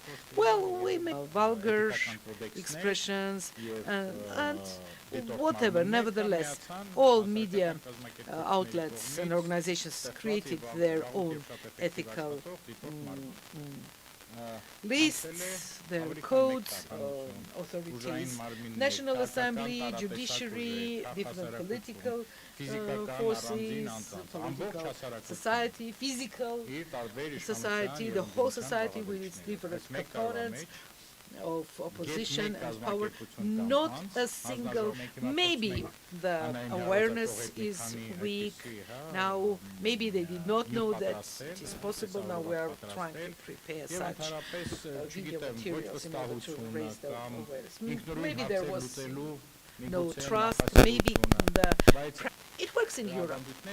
There are traditions, the political society development, the media and the opposition and the representation by different political forces. They do it, but unfortunately Marx has a social legal contract with the subscriber, and there is a clause on the use on the hate speech, which is kind of weak. It should be re-edited, revised, and made stronger. How many registrars of these registers has done something like that?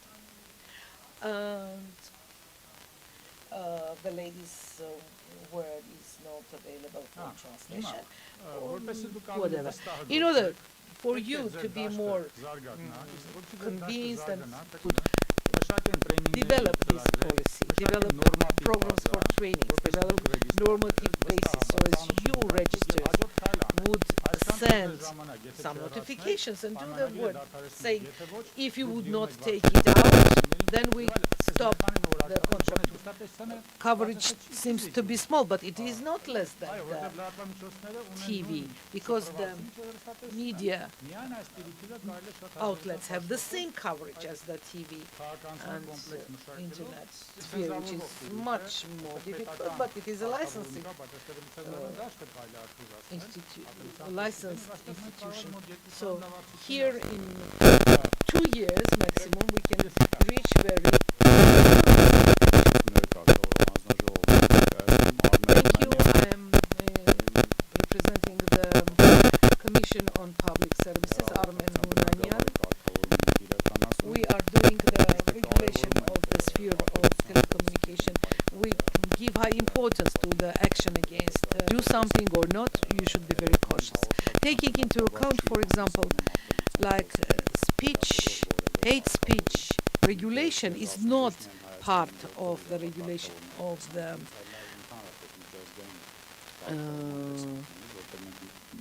that's so because regulations regulative actions against hate speech with that logic that the sphere itself is a domain for give high importance to the action against it, nevertheless raising some responsibilities before the operators is logically contradicting the content, because that's not electronic communication. So my suggestion is, because I can bring a number of examples which can, for example, in the social network of Facebook, a person has expressed some hate speech, even direct hate speech. The operator, I have studied the international experience.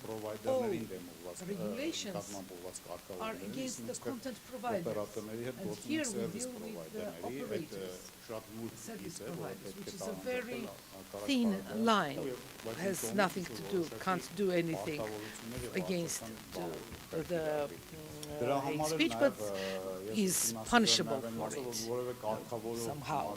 That's why I want to say that no regulating or even European body has such experience and such instrument. If there is, Zarian has done an interesting study, which I think would be correct, which would be good to understand the general approaches to international practice. Germany, who has a very strong regulating body, that is not that body, because of a clear reason, that their regulation is more about Շնորհակալություն, ժամանակը մի քիչ Okay, քիչ շատ sorry. կարևոր you ինֆորմացիա are է giving եւ very information and observations. I want to repeat the same about the registers of internet domains, because the internet domain registrar, its purpose is only to give possibility to register an internet domain in an internet site. Internet domain registrar, by its essence and this given user under that domain is using, it would be more logical maybe to say the same thing to the hosting providers. There too there might be a lot of obstacles, because the hosting provider also can't do monitoring. So I suggest try to be more constructive on the որոնք արդեն եւ այն մարմինների կողմից, որոնք իրավասու են եւ մասնագիտացված են նման մոնիտորինգ եւ նման անգլերեն ասած enforcement-ը իրականացնել, այսինքն այդ մարմինների դիմումով դոմենի ռեգիստրալիստական չի եւ that's not realistic. And it is against the essence of their organization to reserve also the, how to say, functions of the supervisor. That's not in their responsibilities, and that's not in the essence of their activities. I think that it would be constructive if indeed self-regulation responsibility reserved by the law. I think that's absolutely possible, because the domain registrar signs a contract, social legal contract, which means that let's develop these contracts through developing policies, through developing training materials and doing trainings, developing procedure collectors at the moment, and that would not be only it's not about the manipulative word that is to be reacted by notifications every time, but about providers notifies with content that, you know, dear subscriber, you are violating the contract, and if you continue doing so, then the contract will be stopped. And that is not against any constitutional right or what. In the draft of the law of against discrimination also has the clause on definition of the hate speech. In 1 year we shall have the clear. So this could be a great ethical. So, and that's what Ես համաձայն եմ ձեր մոտեցման հետ, and leave the սկզբունքայինորեն tough ուղղակի իրոք ես այդպես չհասկացա ինչու է not դա understand ռեգիստրարների վրա this այս is պարտականությունը ռեգիստրարին responsibility of the վերապահում, registers, not not the hosting provider's responsibility or ինչ-որ մեդիա կարգավորողին media regulators. The person who is keeping the domain according to its technical character can't and do the content, and it is calling back the relation. Okay, when we speak of self-regulation, it doesn't mean proactive citizens, and the reaction comes from the citizens, and the registrar or the lawyer is obliged to work. So this is not only the registrar should be sure that it is acting in the sphere of legislation. So there should be a very important policy of raise awareness button, create this notification for why this is happening. And when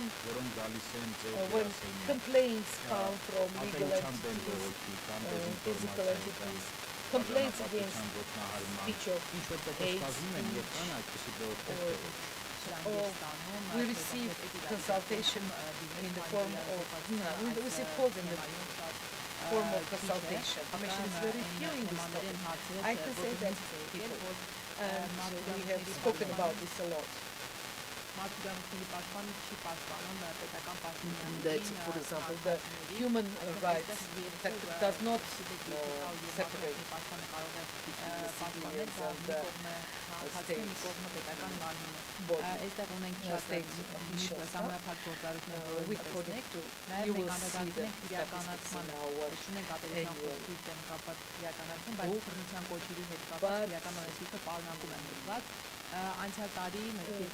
The criminal code, last year we received from the prosecutor's office that around no more information as of now. So it means that something is happening, that something is done. The audience might have questions to the a couple of minutes for the questions and answers. Mr. President, the floor is yours.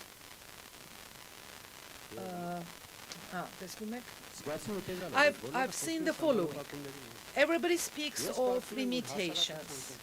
I think that the society doesn't demand things like that. If there is a call to violence and there is prosecution. Well, Soviet Union was one of the closest countries which had censure, which had a lot of different, but the most used in the word was offensive word.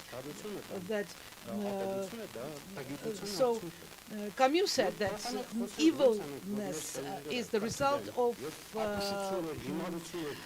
lack of education. So we should actually think of education, or they are propaganda. What are they? What is why the religions are not forbidden for disseminating disinformation? But for example, secondary education, which is the constitutional right of to. Well, this is talk for another platform. No, we don't speak of offensive words. Hate speech and offensive words are different things. Say one part of population calling somebody as Turk in order to offend somebody. This time.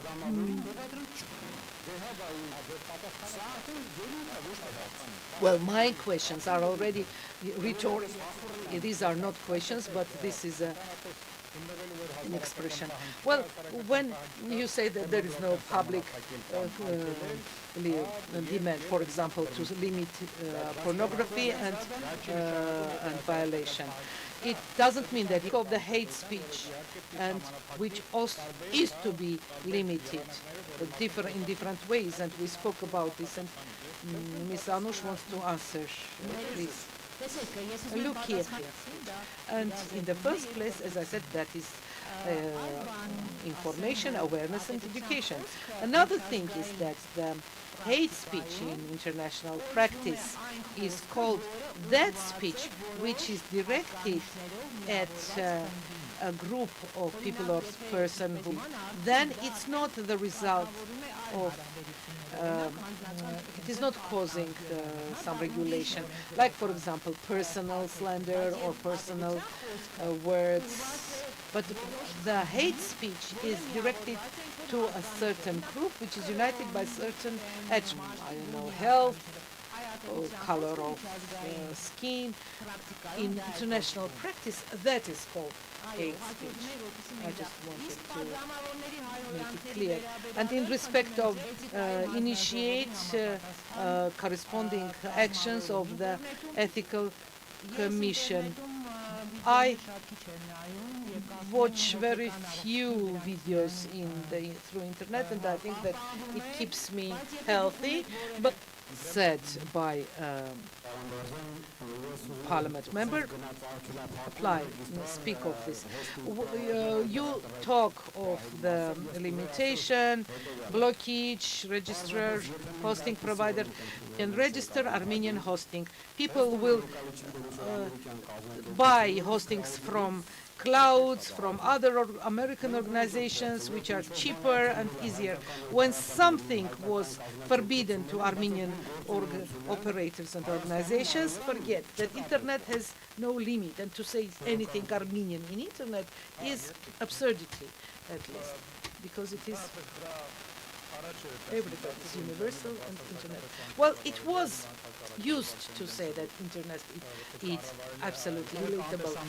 Well, you can open invisible sites, but if the word you want to disseminate gives visible results, the offensive words, which is not acceptable. And you can use the second case. Let it flow out, let it express itself, and that in one case per 100 we shall be able to apply the criminal case, and in the other 99 something won't be able to. My question is to Mr. Ghazarian. You say that in contractual, they register names. They don't. They have nothing to do with the hate speech. Put responsibility on one identity who has nothing to do with. So how do you imagine? How are they going to check, or are there human rights protectors, specialists of the hate speech, how they are going to be regulated? Inform us. Well, the main policy should include also training programs. Today, judges are being trained, prosecutors, investigators, detectives. I teach them this. That is to say, all professional groups are being given resources. You have to cooperate with the state to receive these resources. ISO and registers, and I am sure that in 3-4 years, a common ethical field will be created. I think that if the media have part after the Delphi decision, European court, when they say it is impossible, and let's understand, registrar is a business. You want to do make a training for them to make business acts within law. All of us have Italian knowledge of education. We simply say, in case of discovery of hate speech, or in case of receiving a signal from a citizen, react. Just react. What does mean react? It's a public service. The registrar sends notification. Dear subscriber, you are infringing 0.5 of our contract, and because you are disseminating hate speech, let me say something. Ms. Berluyan, unfortunately, is in a hurry and she has to leave us. Thank you very much for attention. I'm sorry I have to go to another meeting from here. Thank you for attention. Yes, my contacts you have in IGF.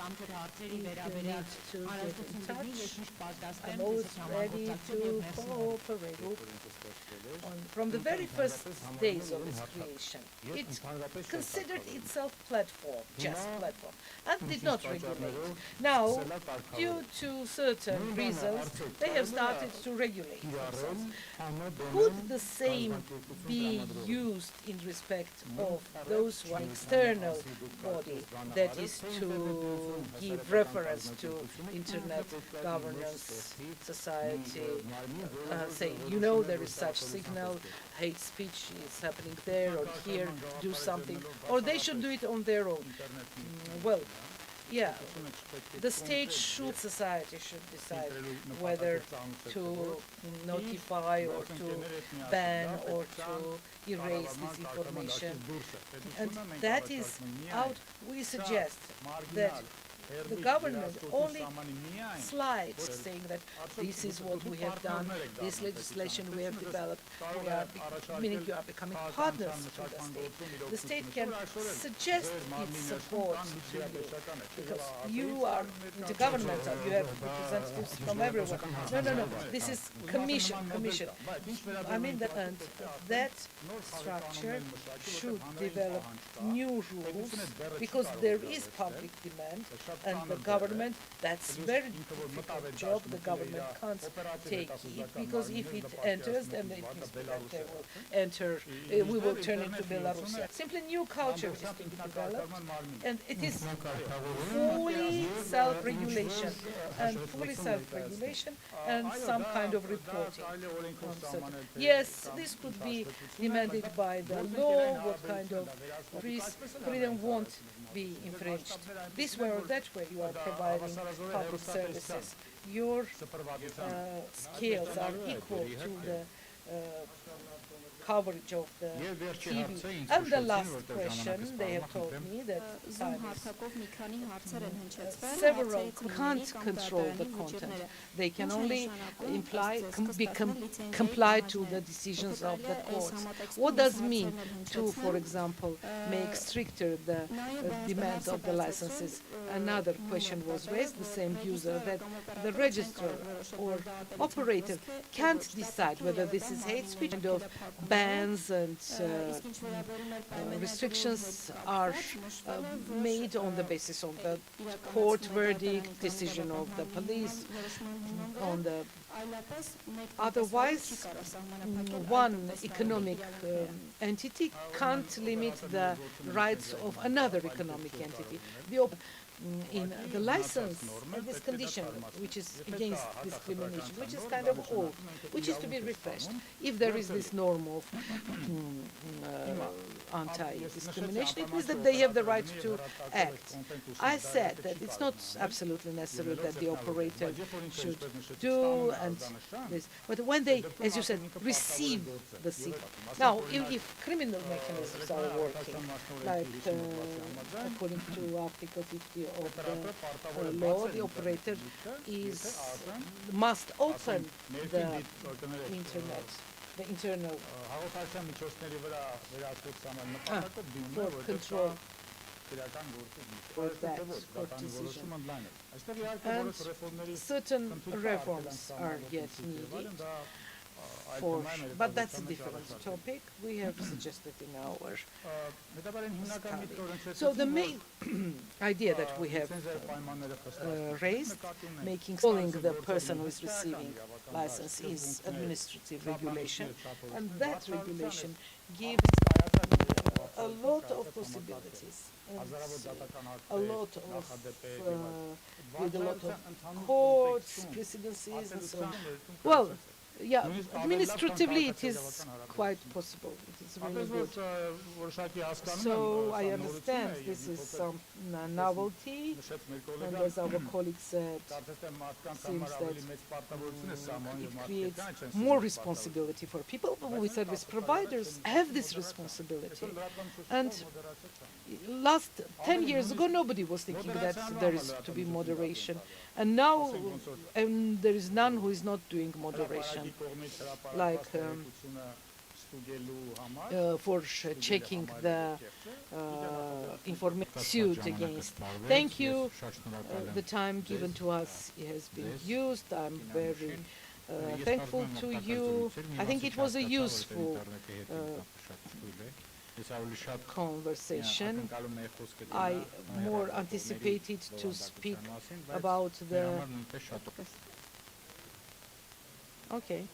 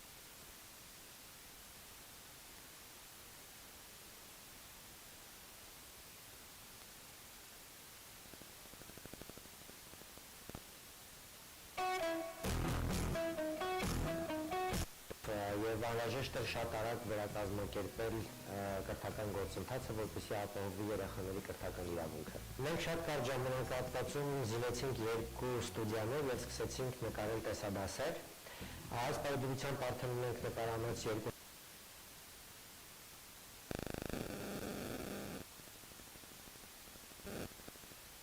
2000-ի մոտ տեսադասեր, բացի դրանից կարողացանք այս տարի սեպտեմբերին արդեն շուրջ հարթակ։ Իսկ ո՞րը միայնակ չէ անցել այս ճանապարհը։ Նախագծի կայացման մեջ իրենց ինստիտուցիոնալ ներդրում են ունեցել ուսուցիչների, մասնագետների եւ գործընկերների համայնքներ։ Ինչպես օրինակ դասավանդի Հայաստանը, որի կրթության եւ հավասարության դեսպանները ձևավորել են ուսուցչական թիմի մեծ մասը։ Նաև UNICEF-ը, որը նախագծի առաջին իսկ օրերից եղել է մեր կողքին եւ հավատացել թիմի հաջողությանը։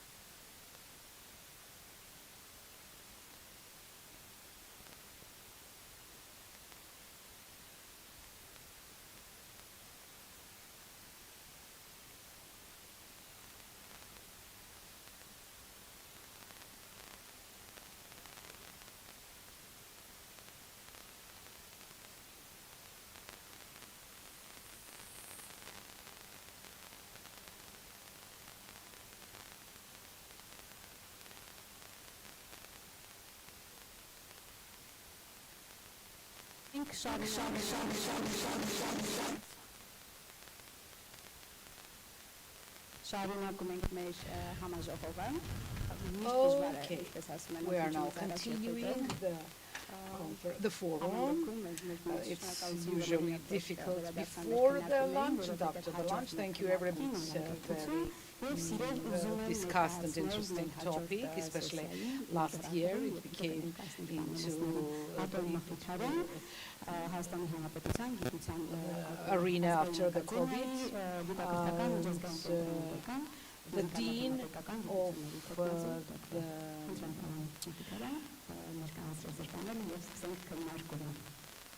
National Academy who are participating here in the forum, who are going to participate in this session, and all our keynote speakers who are going to make small presentations. Let's organize this way.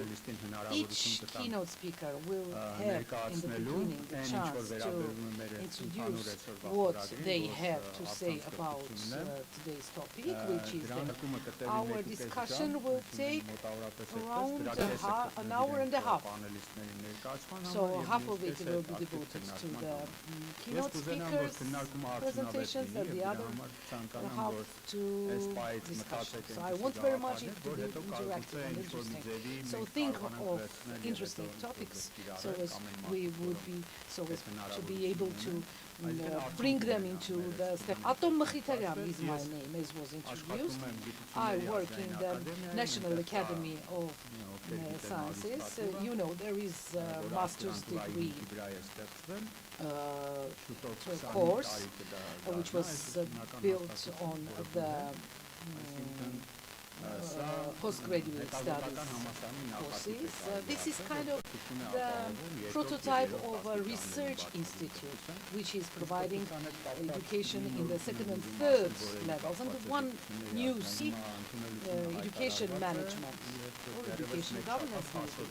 Well, you have still 10 days of time to apply for enrollment. Our educational society is applying very actively for getting the master's degree in education process management, and including people from in which we have a lot of white spots, especially in the third. The third direction is the management of non-formal education. We know that out of the educational formal system, in Armenia there are different other non-formal education, which are to some extent covering the gap of the formal education, but there is no fundamental management of diasporan schools or educational centers, where again we have numerous teachers, especially in the Russian-speaking and other territories who actually have maybe appeared in this position because of Armenian schools. Our first keynote speaker is Nadine Mesropian, I think, who is introducing Qatar, and she is chief specialist of the online teaching, and she's a specialist in new challenges. And Qatar was the first to react and organize certain activity. And I am asking Mrs. Mesropian to say what was done in this period of time, and at the same time I want to congratulate her for being recognized as the best teacher of the year. Congratulations, and for the exemplary teachers of Armenia, who is ready to share with her, and we have to create such possibilities so as she be able to share this knowledge with others. Thank you. I want to start with a small video material, and after that I shall speak, and that's going to be long, so I'm going to stand up to see the audience and to see the screen. So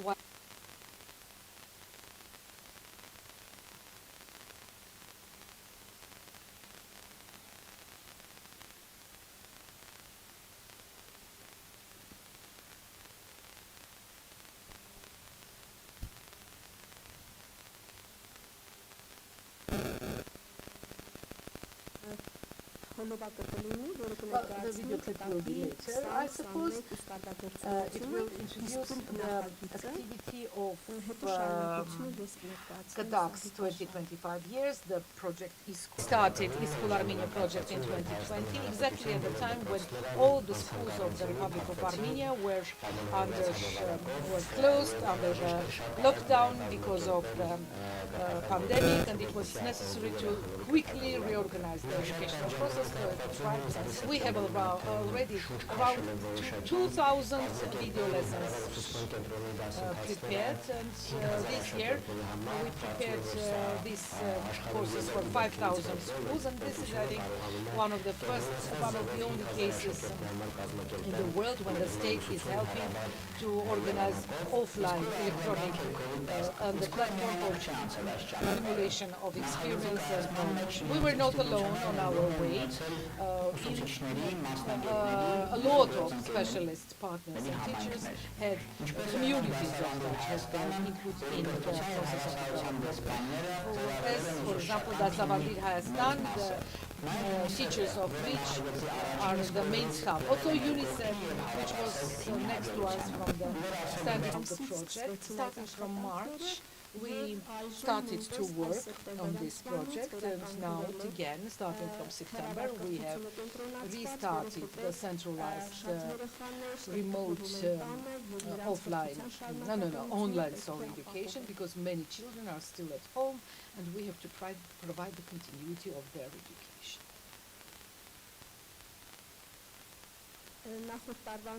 In the course of the previous year, 5,000 students of educational character, also with the language of gestures, around 500 video lessons were prepared.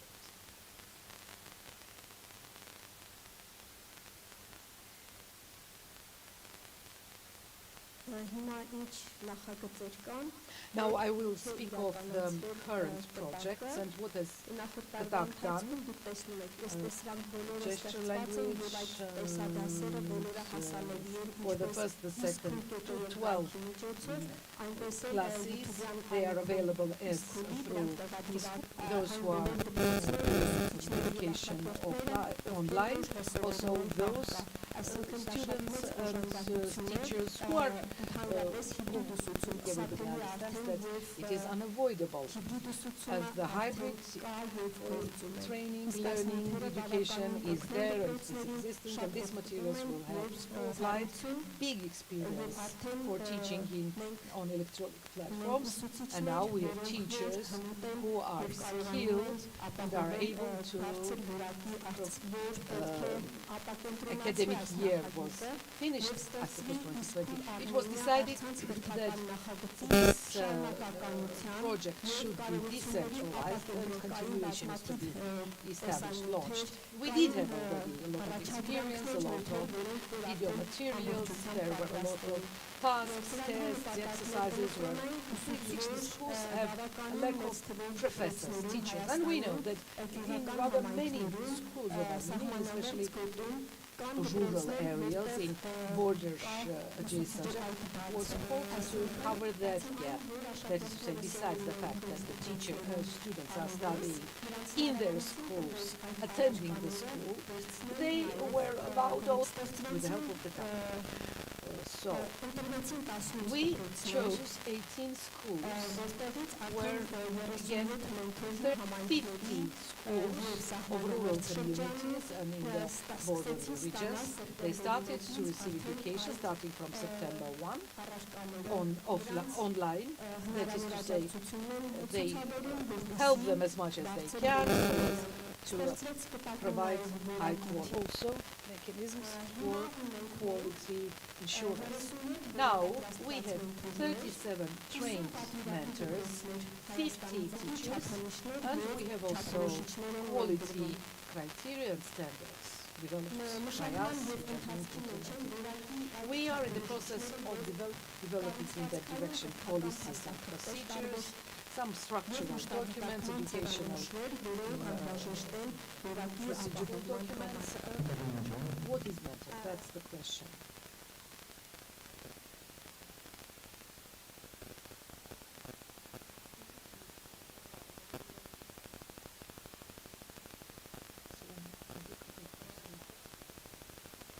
to support, that is to say, has possesses the knowledge and the skills for supporting the other teachers.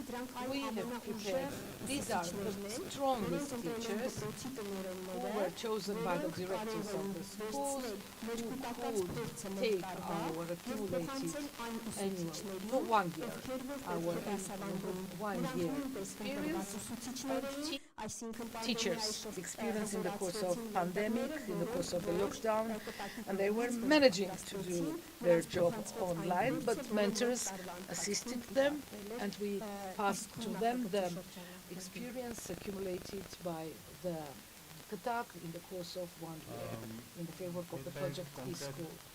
If there is a question here.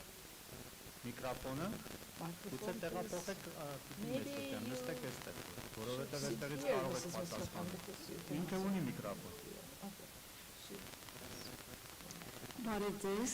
Good afternoon. Sorry, I watched, in respect of the, for example, deaf children, I think online, I prefer to teach children on the basis of update or personally. Naturally, everybody studies the data, meaning personally, but what happens here? The school makes a notice in the teachers.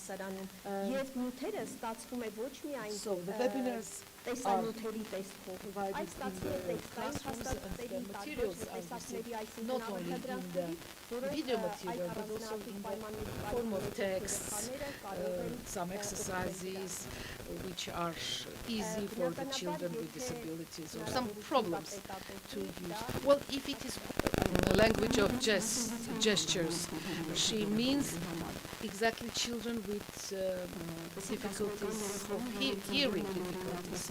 We say that their children can be born in a family who everybody listens well, but they don't learn the lesson of gestures, whereas it is very, very useful and very effective for children with such physical problems. If later, because without the translation, pseudo translation, it would be impossible to teach the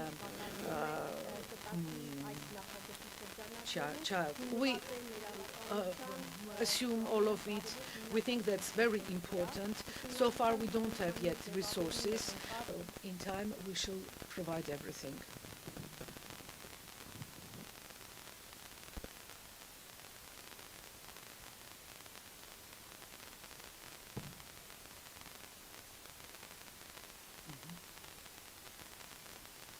Waiting for the translation of the well, for deaf children, their mother tongue is the language of gestures. Maybe that's not in your functions, but he says that's just his wish for deaf people to make easier the lessons, to provide language in their language. Well, yes, indeed, 500 video lessons were created with the help of UNICEF in the gesture. 500 question was almost about specific needs of education. All right, and children with specific mental needs of education. Well, for children with specific needs, I said, we one of them education, and that's really important. So as all our lessons, starting from the video materials, the tasks, the tests, see, we talked about our mentors. What was the function of the mentors? Teachers would prepare the scenarios of their lessons, their slideshows. All of this was reviewed by the mentors with the participation of a special pedagogue, and with all the children with specific needs for education are not studying the subjects by with the general plan, but they for each of them individual educational plan is written.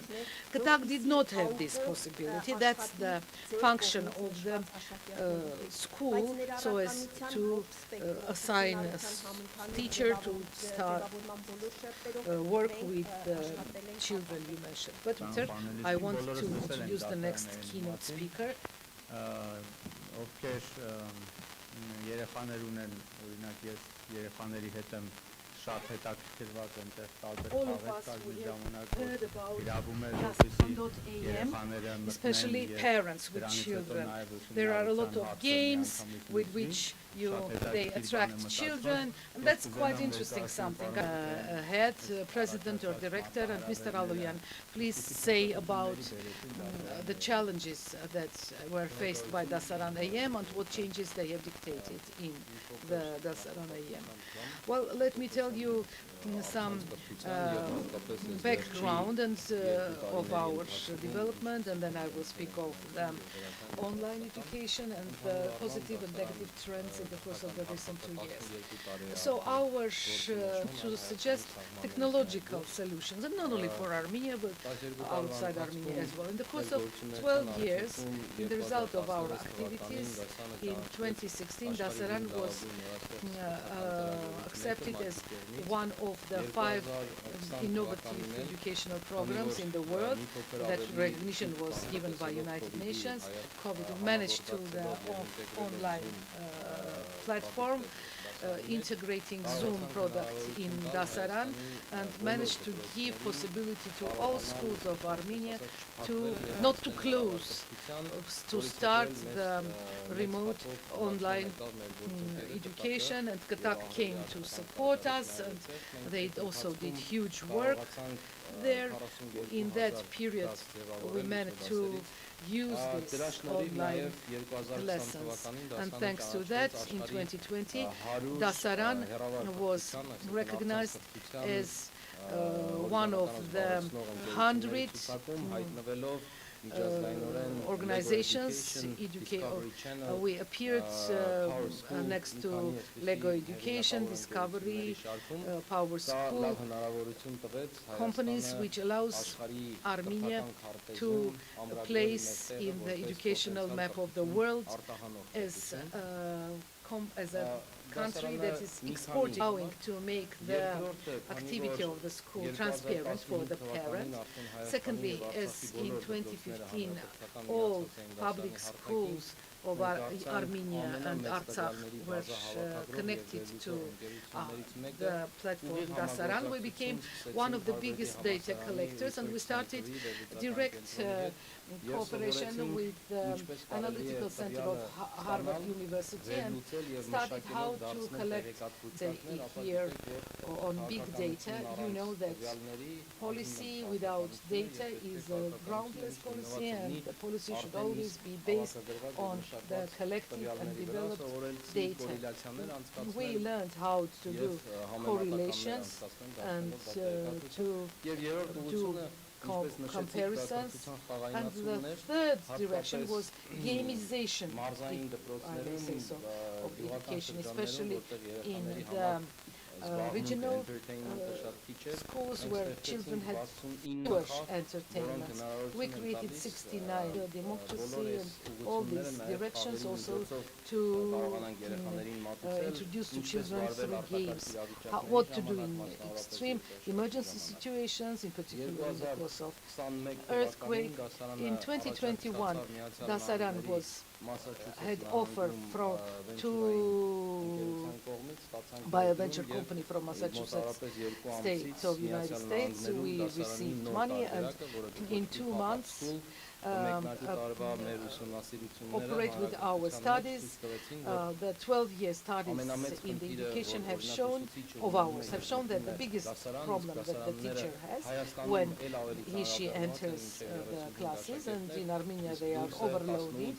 There are up to 31 students, and in other countries 18 to 25, in the United States maximum 25%. As they have their own fingerprint, they have own skills of learning, and there are mainly 4 learning skills: audio, verbal, Kinesthetic and reading and writing. Kinesthetic is that version when people like to learn through touching, experimenting, and we are, but one of them is usually the dominant. You might remember yourself. What do you do when you learn?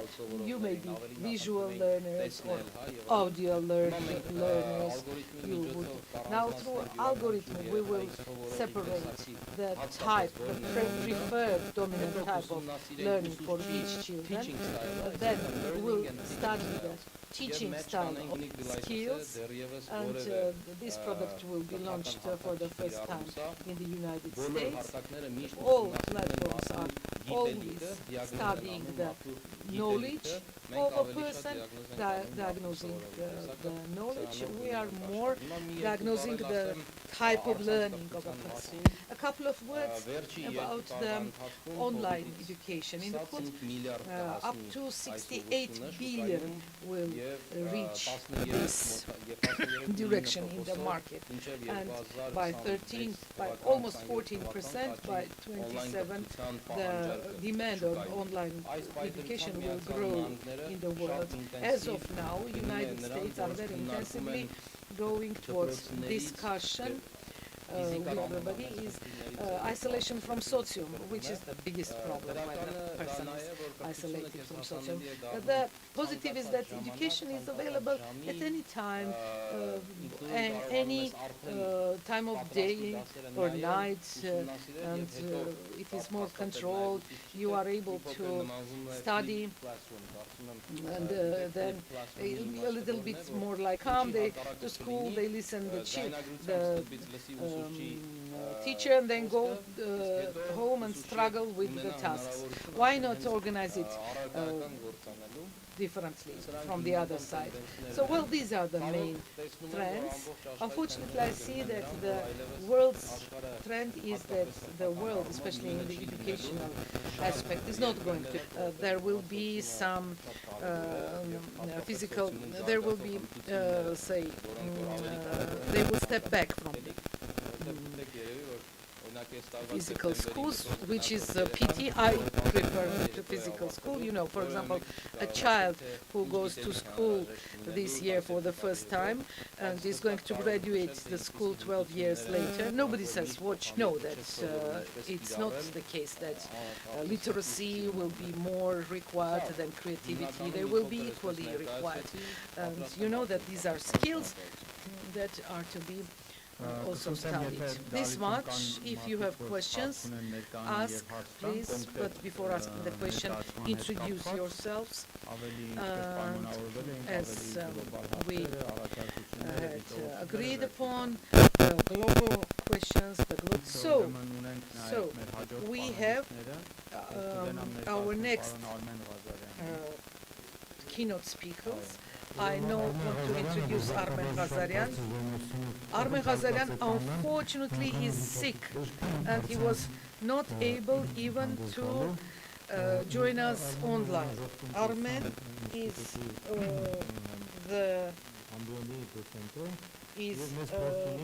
professor of the University of National Economy, and he has big experience. And he asked me to I have this possibility to compare these approaches. The ethnic group of students all are Armenians in Slavonic University and in the University of National Economy, but interestingly the approaches are different. Firstly, the experience of 2 years says that firstly it is necessary to change the format of the education. If before it was enough to stand and tell, for online you have to change the format of your teaching, and turned out that with multimedia, so in Slavonic University they use Cisco, and in the National Economy University they use Zoom. That's good. I have updated my lectures, but there are problems as well. First problem, you don't know whether your students are listening to you or no. Everybody put a photo, and you don't know they are there or they are somewhere else. whether they are connected or not.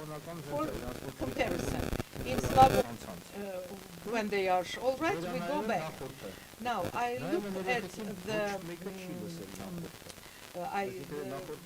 so when we go back to the classroom, I discovered that nobody has heard the online. That's a big problem. So I don't know how we are going to solve this. So there is a suggestion that children should not put just photo, but they should be present there, study. Why don't you listen? Why don't you attend, participate? In Slavonic, it is just widespread. Nobody hears. In the University of National Economy, it's vice versa. On April 24th, I had the lesson online. May 1st, they demanded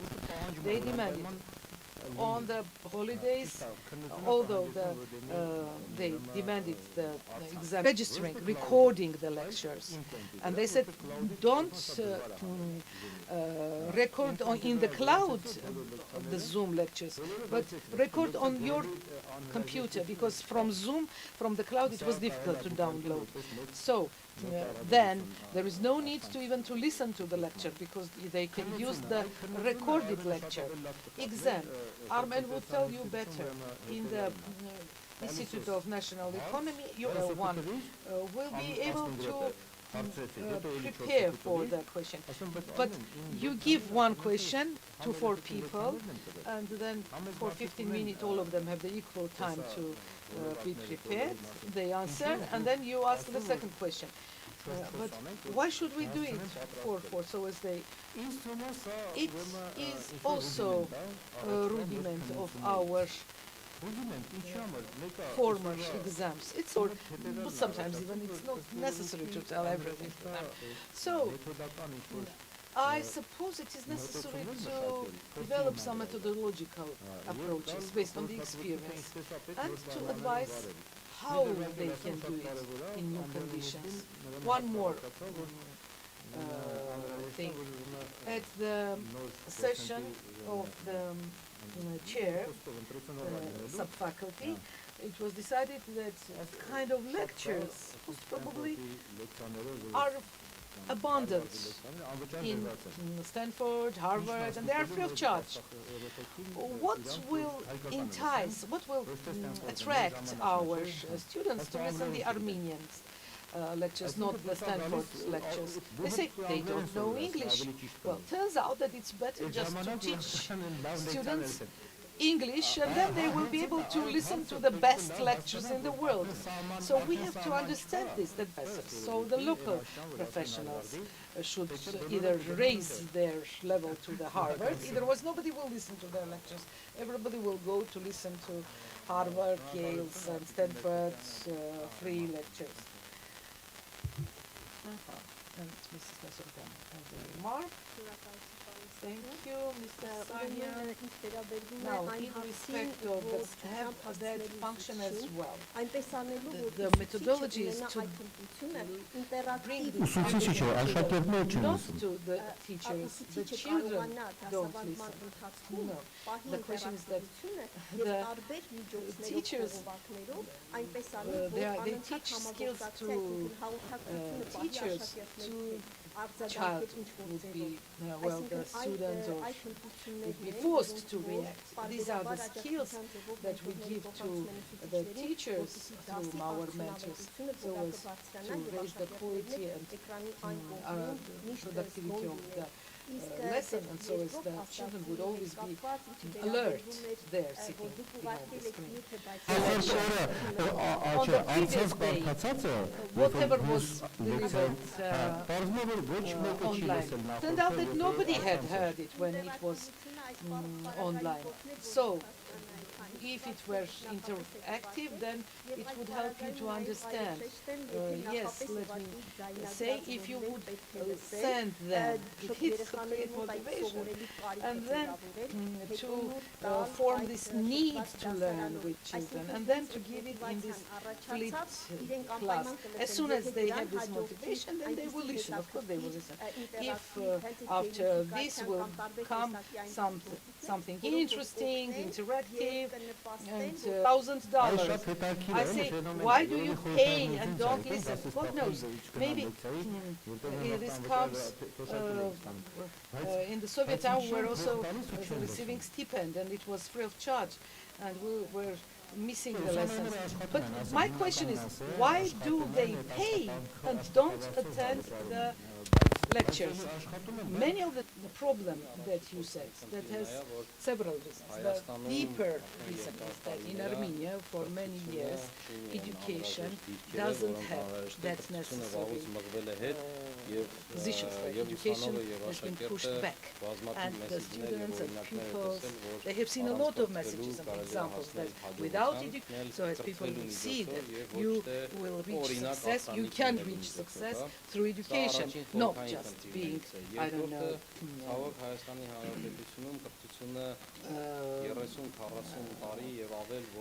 somebody else. Unfortunately, in the course of these 30, 40 years, the education in our country has not had development. And the only development that we had, in my opinion, with working directly with schools, teachers, and students, I personally have met with more than 30,000 teachers in the course of 2 years of COVID. The biggest educational development took place when the teachers developed, moved forward, studied, knew how to use the online instruments, and we had the best developmental change. And besides, online world is a new world, and it has new instruments. The biggest problem is that the teacher has no eye contact, no direct connection with the child, no just the teacher should use, starting from the background when they are sitting, the lighting, the level of the voice, the volume, what she should do, say in 10 minutes after the lecture, quizzes, is that audience is there and they are sitting before them. So as the child would feel that the communication is direct, not just empty screen. You said one thing correctly. I am sorry that this is so. All those professors, teachers will not have possibility to teach, because the 21st century and the whole trend demands that you should have these skills as well. So you can left behind the market if you don't have these skills. And that is one of our challenges, that we should be able to provide the education online was there. Today simply it had a revolutionary breakthrough. Thank you very much. Okay, let's give chance to Ruben Meshchan to join our and Ruben Meshchan is presenting Armenova Technologies. He's the director of this company. Ruben, please introduce what to those when they didn't even know anything about the online education and coding, and he was doing it online and doing it very successfully. And today, as a leader of IT company, I could say that majority of people who come are the graduates of Ruben, who he brought up several levels the coding in Armenia through they understand this field much better than me. I in educational sphere have worked as hobby. I simply like to teach. I like to pass over my knowledge, and I'm very excited when I feel that there is reaction.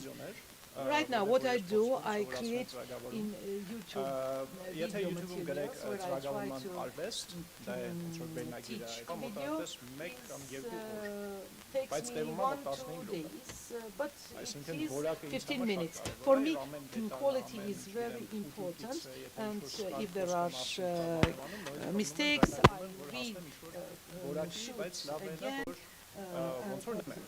People watch it, and a lot of people, thousands of people watch it, and I'm very happy that. But I want to discuss several issues. I have this impression that I have met more mistakes, when I came to Armenia, I went to Tumo, decided to work with children, to teach them programming, Thai boxing, and whatever. There was an elementary problem. I would explain the topic, I would explain, and I would be asked exactly what I had just explained. And it was very open, and I would understand that the child would understand. But secondly, children have thoughts, and these thoughts take them somewhere far. Maybe I say something that interests them, and they just go after their thoughts into other topics, and when they come back, and then suddenly they find out that Ruben is saying something different, and I'm not there because I have missed something, and I repeat it again and again, and the other students might be bored, and it becomes a chaos. Well, in short, being aware of computer science, and I was given the whole class, 135 people. Students. How to keep 135 people, keep their attention so as they would not go into their chats, would not talk. Going to tell you now is available in YouTube. You haven't taken thought, or maybe you haven't paid attention. Doesn't matter. You go, you open YouTube, and you watch the video. And turned out that as long as these videos were in English, they were available to everybody. So students in United States would watch these videos like a second chance to listen some good explanation, and that was good. However, besides that, shooting these videos, what was the result of it? I became more alert, I didn't want to appear in a shameful situation, to lose my face. It's one thing when you say something wrong before 25 people, when you do something foolish, but when you do something foolish and the whole world is laughing at you, that's different. Well, when the camera is at you, you understand. When you talk, especially when you talk about some technical topics, you can't make mistakes. I myself for hours so as to make this lecture smoothly, correctly, so as not to give any wrong information. Firstly, not to give wrong information to my students. Secondly, not to lose my face, as the Chinese would say, not to be ashamed, disgrace myself before in the world. And the comments were on. And that way I started doing this in Artsakh, and now he's in Yerevan, and he was studying applied mathematics. Now he is late and he can't go to university to start the lectures. He said, Ruben, can you help him, this person? Well, being a programmer, I understand that everything should be done in a way so as to give it right to grow. It should become, yes, I understood. I said, okay, I will try. But if I do individual lectures with him, what about videos, which would be open and which would be Armenian language? I forgot this. In the American university, for enrolling this university, students pass very serious exams to prove that they know English. These students know English very well. But in the course of the lecture, especially when it was technical topic, many would miss a lot because of the language, because they were not of that level of knowledge of English to understand everything. So it turned out that I would deliver the lecture in English, and then that was a girl actually, that student, she joined, and we opened and said whoever wants can join in the comments, and there are exercises as well, not only lectures, there are also around after several lectures there is a video of exercises and the methodology is like make a pause, try to solve yourself, and there are comments when some people don't understand, or even the solution of the exercise is not clear. They write in the comments, me and the community, this video available to children who are living outside Yerevan. Like, for example, we visited Vanager Technology Center. It's a wonderful facility, very beautiful, very good building, but they have a problem, a small problem which is very big for them. They have few teachers, and they say whoever wants to study, whoever studies programming, they come to Yerevan, and they don't stay there to teach the others. So I thought, all right, the video materials are there, and they will use these video materials there. But children who listen what is Ruben Meshan telling them about sophisticated things. The problem is not that I explain it in a difficult way and it's not understandable. The programming is very, very simple for me. It consists of a lot of simple things, and then it becomes something more, say, interesting.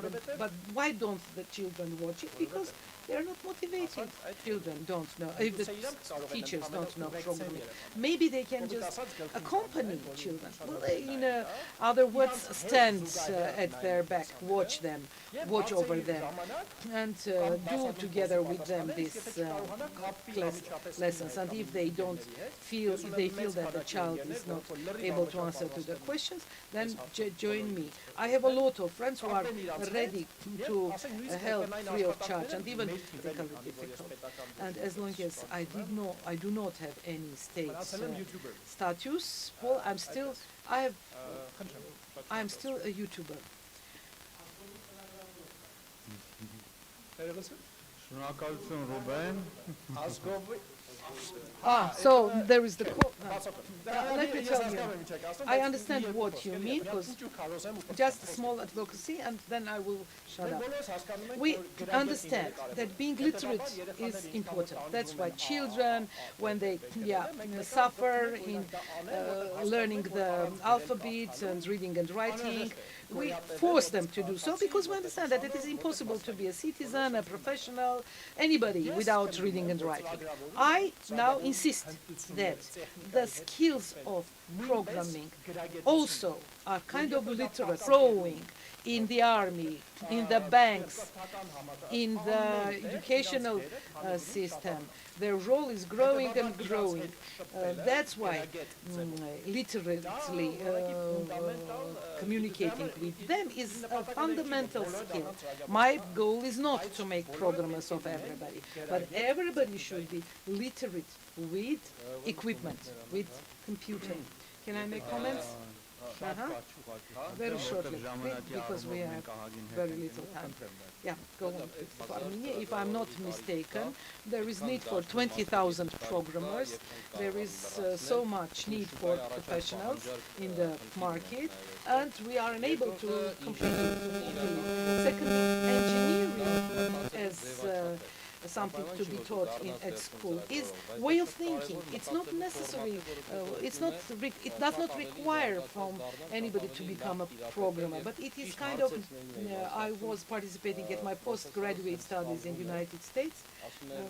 Professor would make a mistake, and he would say that making a mistake is the best time to teach something new from both sides. Everybody makes mistakes, and this should be used to teach something else, something new. And ask questions.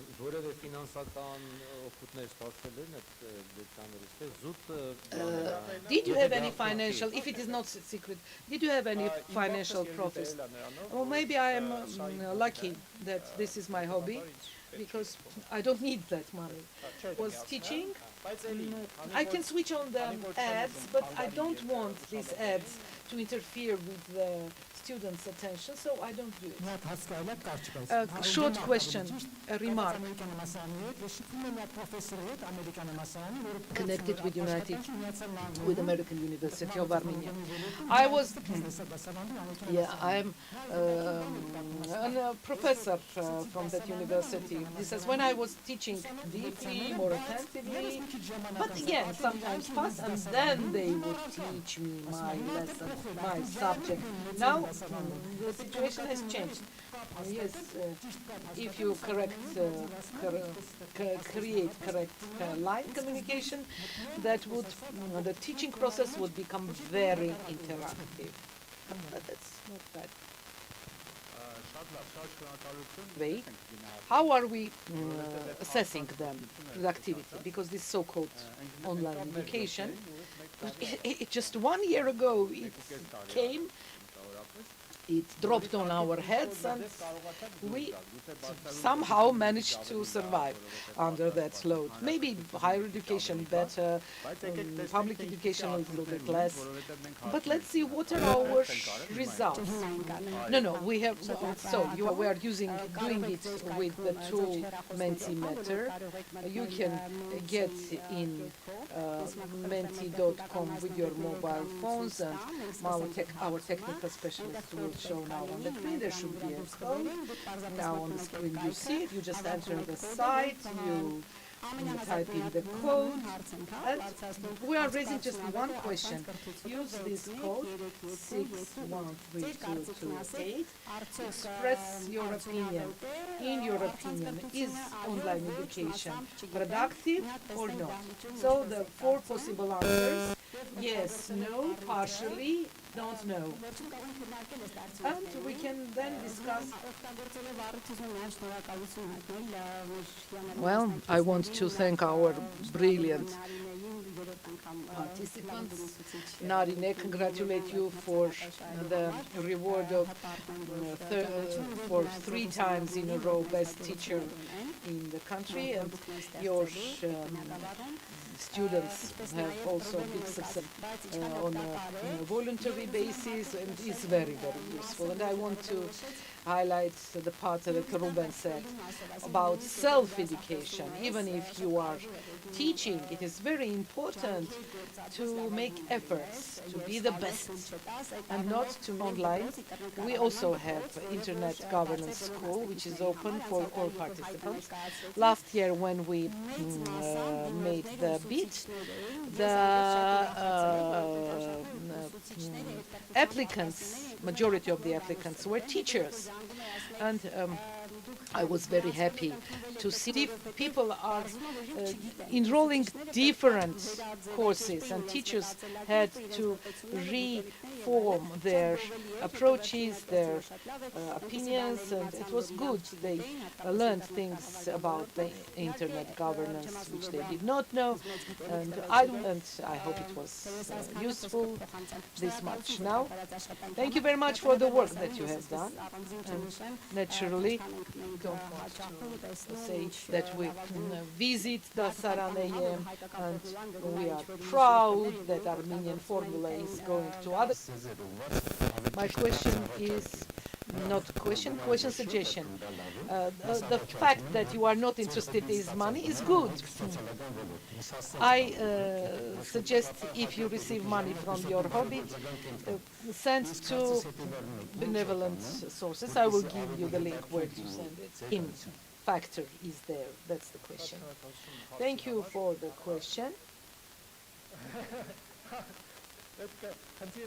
The thing is that yes, the thing is that firstly, the thing is that the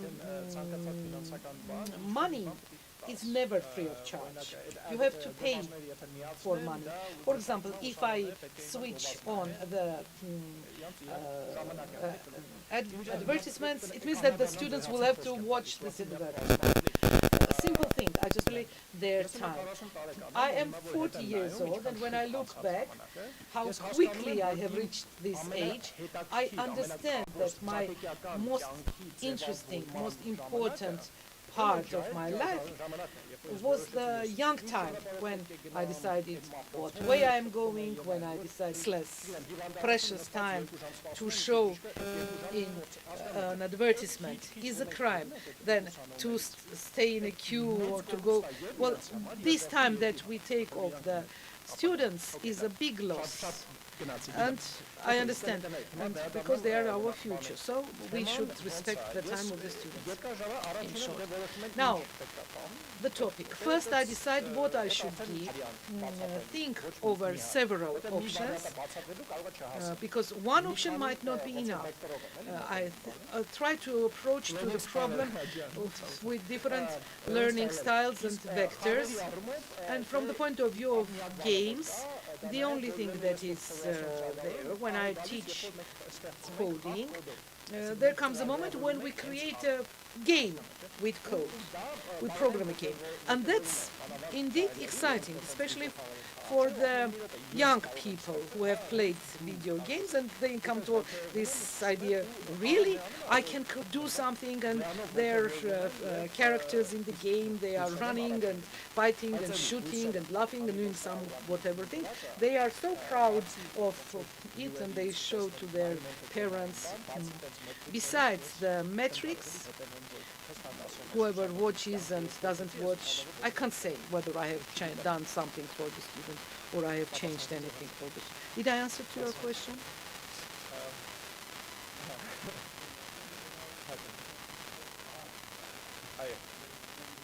Process, how much you play. I didn't ask about game programming, because between the young and adult people, between children and the grown-ups, the difference is that unfortunately there is no game element. It's mainly me. I try just with more or less interesting way to explain everything.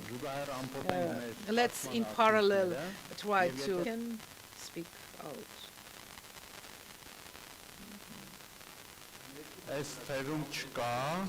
No questions here. Well, the questions, there are many questions actually, but maybe... Well, there is a question here. You said that you deal with this long ago, that's to say, of Armenia. Internet society. We did have something like that 12. Yeah, it was called distance learning 12 years ago. Usually, when the students didn't want to go to remote villages, health care was, well, I said 12, but it was much, much earlier. Well, it's interesting to do it. They had no other way. When in university department of applied mathematics, they always have done this distance learning classes, have done this. What is the explanation that this time there was a success? In my opinion, I have my opinion. I would like to listen to your opinion. Well, I didn't say that there was success. You said there was breakthrough from the point of view of development, but I couldn't say that it was more successful than classroom education. No, but it was evidently more. Well, COVID was there. There was lockdown, everybody responsibility, so they did everything so as no children would be left behind. There was no alternative. There was no choice. Yes, that's right. Because even then, all these disks were, all the containers of information were available. Created very good opportunities. People left their comfort zones and they had no choice, they had no alternative, so they were results of the survey. We see that 19 participants have said partially whether the online education have said yes, and one person has said no. Nobody has said that they don't know. That's good. People have some opinion.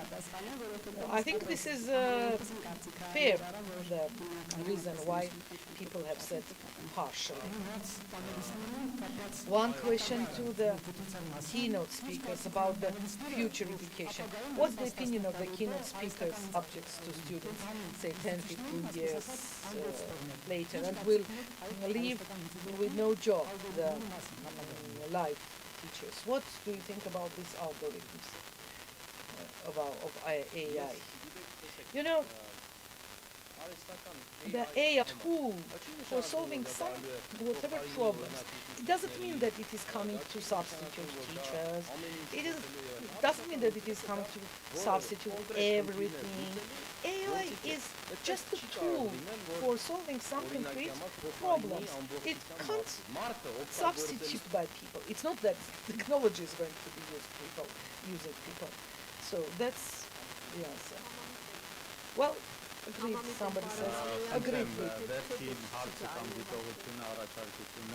the last comment. I also want to say, you know, the mankind till 2000, nuclear war, climate change, and maybe artificial intelligence will come to kill us. So by 2500, be ready that there will be no people on the planet. Armen Bektaşyan, Betanet company director, one of our such a very, very contemporary, important topic, making it part of the agenda of the forum. I have many questions, but I want to talk about one more aspect of the e-education, which are the legislation of our country in this respect. As members, representatives of the business, I think we should need from our licensing of online education. Today, the technologies allow anybody to pass any knowledge or skills to anybody else. In connection with quality, unfortunately, for me it is not clear how come that within a year and a half you have not yet done quality assessment, and in your presentation you said that you are planning already, you are preparing documents. The business is developing much for licensing online education, and as far as I know, in the code, in the law on education, there is nothing about online education. If we were more strict, starting from March last year, whatever online courses, lessons have taken place in the institutes and schools, they had no legislation. That's a problem, I think.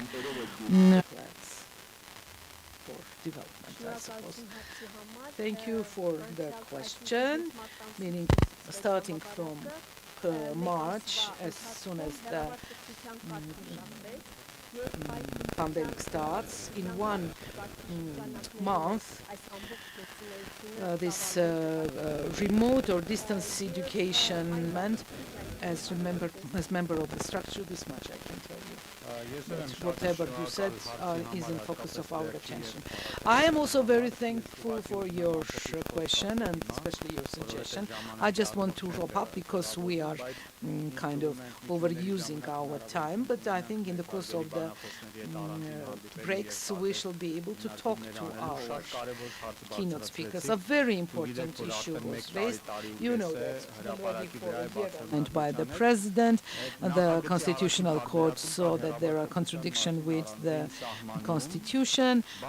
There were provisions about the online education, but however the version that was adopted by the National Assembly missed that part. And the second thing, amongst us, amongst the major lecture, is not distance education.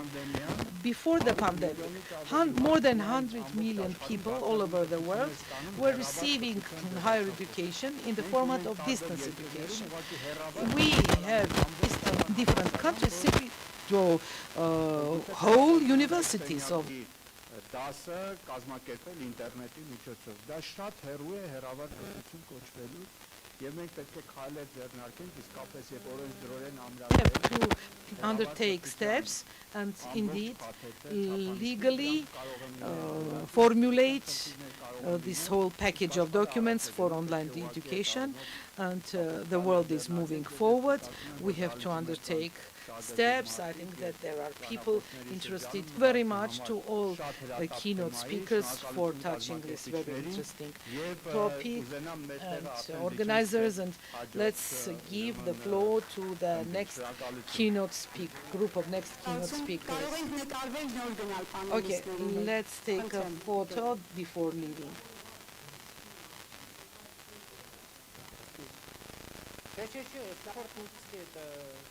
Դեզինֆորմացիայի մասին։ Լիցենզավորված մանավանդ պատմաբանների որ սկսեն միֆերով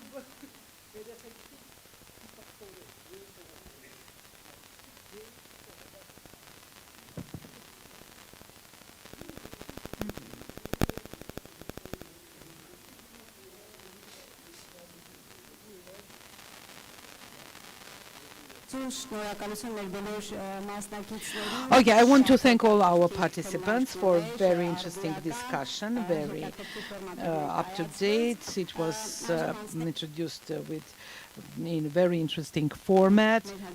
Now we are passing to next discussions.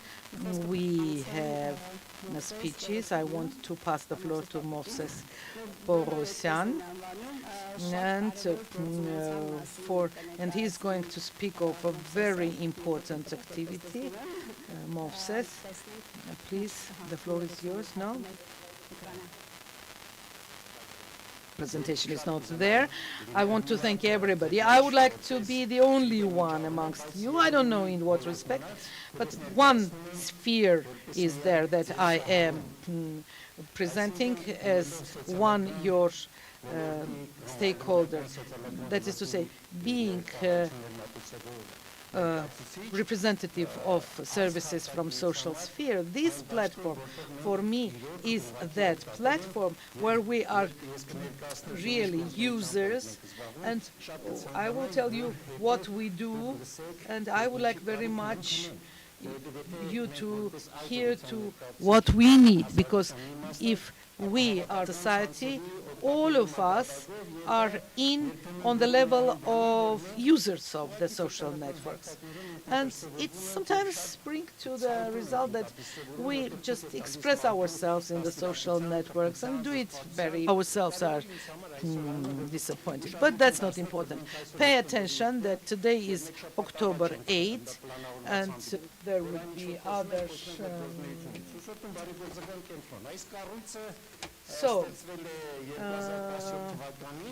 house not founded in 2017, but simply starting from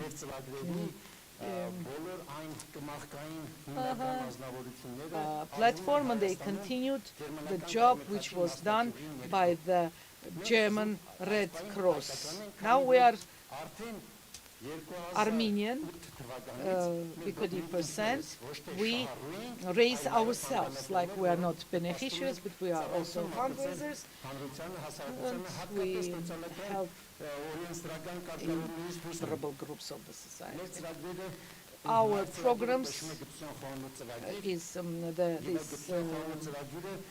Kitchen of Mercy, maybe. The number of our beneficiaries has been 762 people in 2007. Then when in 1994 we were starting this service, we thought that in 2-3 years there will be no need for this service. Nevertheless, the social need is growing, and there is, from the bitter defeat and the social economic situation, and all of us are now beneficiaries of this kind of services. Look how we are involved in, and from that point of view we try to do so as to at least mitigation of social tension. So, yeah, the most importantly, development and covering some needs.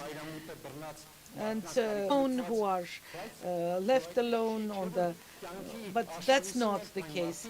Even people of young age are sometimes desperate, and in the, I think from 1997 started our children programs, and naturally there was something that these attend us simply to make the picture better than I say.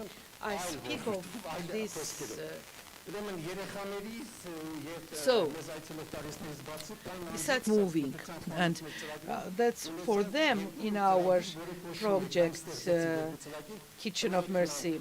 We created two additional projects. One was home care, was done in Yerevan, Armavir, Shiraz region, Lori region. After 2007, we concentrate borderly villages are emptied, and there are so many mothers with 4, 5 children yet. And on September 28, we started to understand that people have come.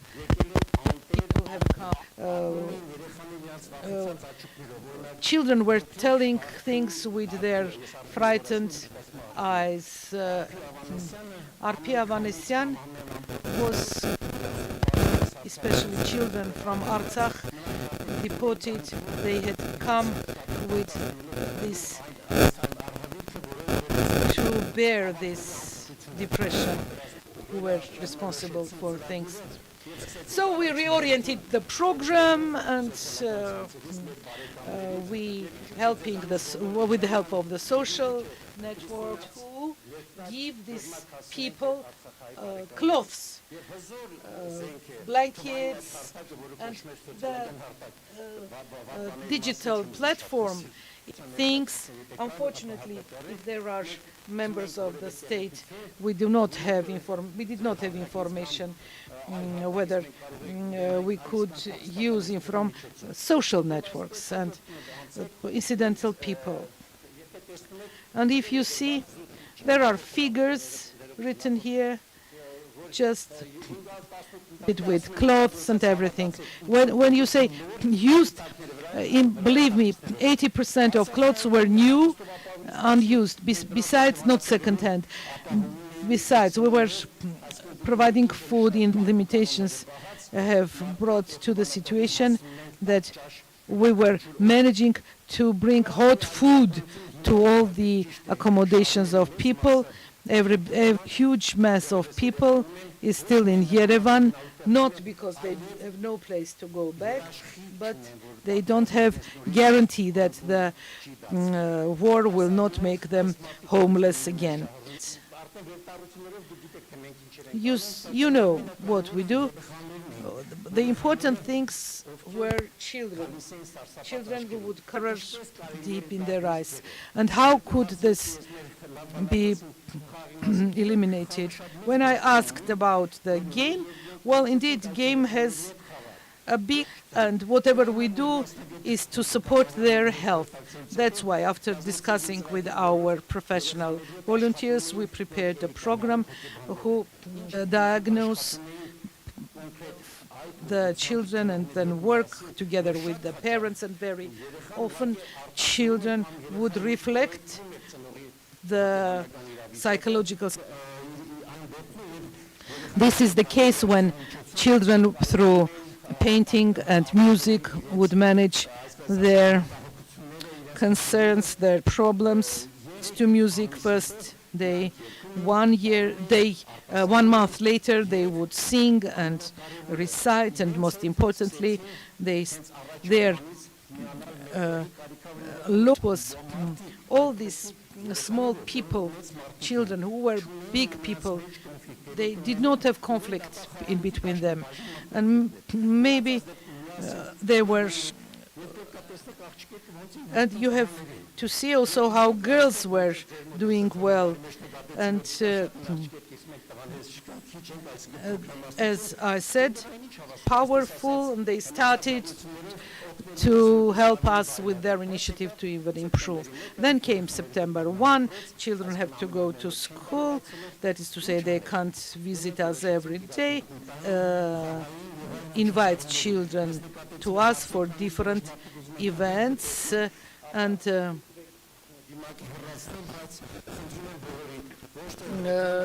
I take, unless you have a loss, don't wait for proof that COVID is something awful, something horrible. Every day, has died of COVID. Imagine 250 plus 70 in 1 year. Our workers, because they were doing everything to prevent and to provide. Okay, you gave food, you gave clothes to people. For a person who is homeless, today we have 2 people, Artsakh Armenian colleagues. One is Vahe Galastyan, Deputy Mayor of Lachin Mertsor, and the other one is Armin Efatyan, teacher of English from Stepanakert.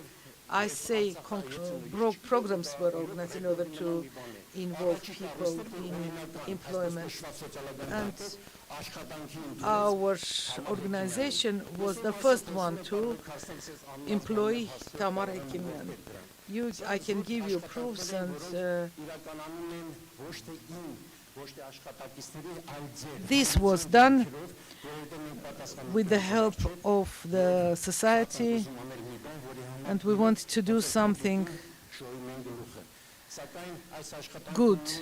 However, this work they start to raise issues which are unsolvable for the given structure. Please listen to these people. Don't close the door. Just listen and tell them that you can't, because it's out of your authorities. But when majority of our beneficiaries needs a computer, believe me, we have to provide these people with some computer devices. However, why did I ask David Meshan to help us with money? Because each activity has expenses. Help of digital society, but we are socially illiterate yet, or maybe only in the 4th year. And it is very important to receive support from such platform, which is internet. I know that there are sites which have links, which where people could make direct donations. We are standing before this. If you do such programs, if you heard me, you will be highly appreciated. Such a forum, believe me, in other scientific communities, less than 10% stay by the end. Yes, and you are heroes. You have organized this forum and you are listening. I want to say the foundation, House of Hope, we are ready to listen to your suggestions and to follow your advice. And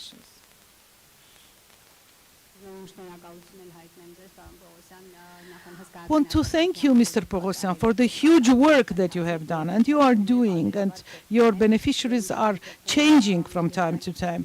And the quicker you orient in the situation who have been in need. Thank you very much for the whole huge work that you have done and the support that has taken place in that period of time is really to be appreciated highly. However, life is such that you always volunteer organizations that are improving the life, save people from some difficult situations. Let's do whatever we can do. Մի կարծեք, որ մենք բոլորս բարեգործ ենք։ Մենք բարեգործ չենք, մենք շատ պարտաճանաչ փոստատարներ ենք։ Այսինքն Well, one last thing I want to say is that we are not a benevolent organization. We are an organization of postmen. Whatever is donated to beneficiaries, we see.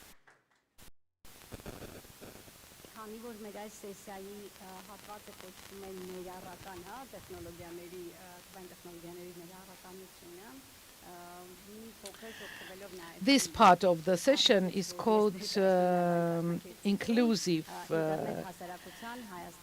technologies. Then we are called ISOC chapters, as I said, of Armenia. And of course, we are my presentation now will be. Let me tell you a little bit about our, as of now, but for many years acting with the other organization, Internet Society, when we divided and became a legal entity in 2018, and we are proud of it, that we, for the activities that we managed to involve. The board members are 13, I am the head of the board, and we are encouraged in Armenia, that is to say, the Global Internet Society, one of theirs, the goal is physically providing the access to internet. And so years, and they continue, of course, as a public organization. We don't have such big means, so as we don't have resources, we are working on grants. We try to support different vulnerable groups. Some of these programs, let me introduce to your attention. We are here co-organizing the Armenian Internet Governance School. We're also here co-founder together with the register, as well as girls in IT sector, and the Internet Society Foundation every year announces whatever directions, and we encourage our members to participate. 11 members with the most important directions: internet governance, all of this, cryptography, encryption, and to retrain and then to use their knowledge. And very quickly, let me introduce also the program Big Grant, and 3 groups were separated. We were to teach business skills, use to earn for their living. And from these vulnerable groups were a separate group of pensioned, retired. It turns out that, yes, sportsmen usually retire sooner. Then turns out that they have no profession to earn rated, where those young people who have graduated the school, but they do not have higher education, and turns out that they haven't acquired any professional skills for a rather long time, then help them to use social platforms and to bring this to realization. Well, of course, they need continuous support, but in any case, we gave chance to them to be able to earn some living through their skills and knowledge, and many of. Okay, let me show you some other projects of ours, our other regional libraries, who is working with regional libraries, and he will tell you what work we do, what support is giving, doing huge work, and I want to ask him to say a couple of words about the things that he's doing. Hello. Firstly, I want to say that these are not regional libraries because there are, we are speaking of libraries of it cooperating with libraries in regions to encourage the internet access and in order to be able to help them. There are many such libraries in the regional cities which do not have computers, help them kind of to push the cart from the spot to move it. Let me tell you something positive. People, when you speak of libraries, people are surprised. They say, "Are there people who go still to libraries?" When half an hour, I was forced to stand in a queue before the library. Imagine. So children, population. By the way, the number of the printed books. Naturally, there is libraries are buying these books. Some donate, some buys electronic books and access of internet. In that course, we dealt not only with libraries but also with cultural institutions, musical and art schools, and they are in a worse situation than as compared to the libraries. None of them has computer. Nobody uses contemporary resources. On the next day, I went to install that things on that computer. And there was around 40 gigabytes of information on the computer. He had put the computer in the center of the room, and the children set movements. Just imagine the difference of in the beginning and 1 month later, because for 30 years we could have done it and we haven't done it. And imagine what would be the effect in all spheres if we had used these contemporary means in all spheres and helped these organizations for 30 years. Well, whereas simple computers would have did. So, and most importantly, these computers can work and give results, serious results indeed. That is why my first request is that never, if you have such computers, don't throw them away. Just donate us. It is easy. We will fix them and we will donate them to these libraries. And to you, whoever is given the computers, you will see that your computers are placed there and being used. We are working transparent, we are working correct and timely and in a responsible manner. And that's important. When we give the computer, it doesn't mean that we have given it and that's it. Many institutions, like, for example, some kind of battery is say old.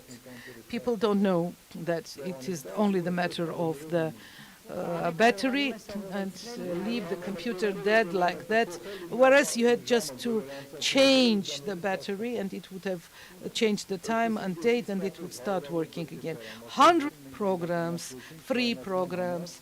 We did this for digitization, like there is no Armenian free of charge program for digitization. There are many good ones which are very, very expensive. We created such a program and donated to many organizations. Spell check program, Armenian, and they managed to even make some money. I know a person has receives pension, something like 30,000 drams, several languages, and they work on these the programs and these devices and have additional earning. So the value is that these programs can work even on the weakest computers. This much, I'd like to say that to make this, but be helped because they are in need of that help. Thank you, Vahan.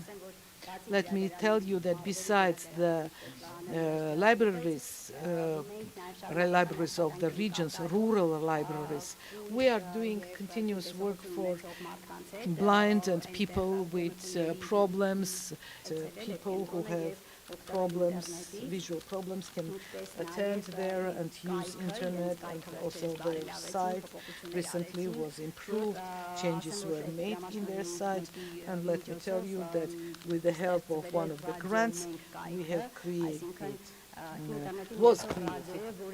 Radio 1 site, which is a radio that is operating through internet. They lead the programs and they choose the topics, those topics that are interesting in them, what to do, what skills to acquire.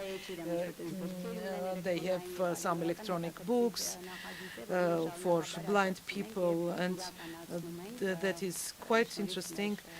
All the programs that we do in years, but speaking of the most important ones, as long as we are a non-governmental organization, we try to do whatever is possible as much as we can. And as we are in break, okay, let's have the break and then we shall return.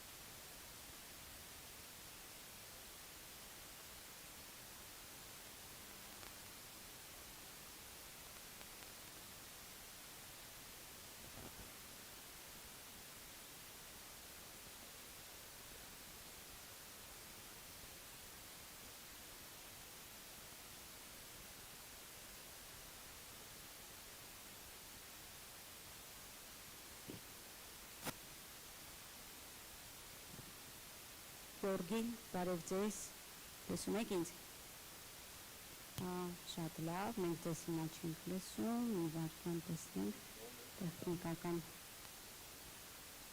փորձը։ Մեզ մոտ ժամերը ներողություն մի փոքր շփվեց, ինչպես միշտ լինում է։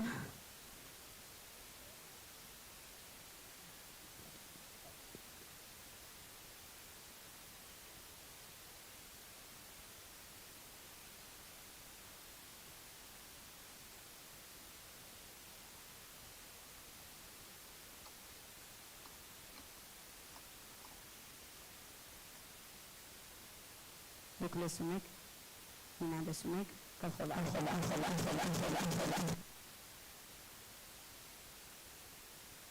լսում եք, հա, լսում եք, շատ լավ, կխոսեք, մի հատ մենք ձեզ լսենք։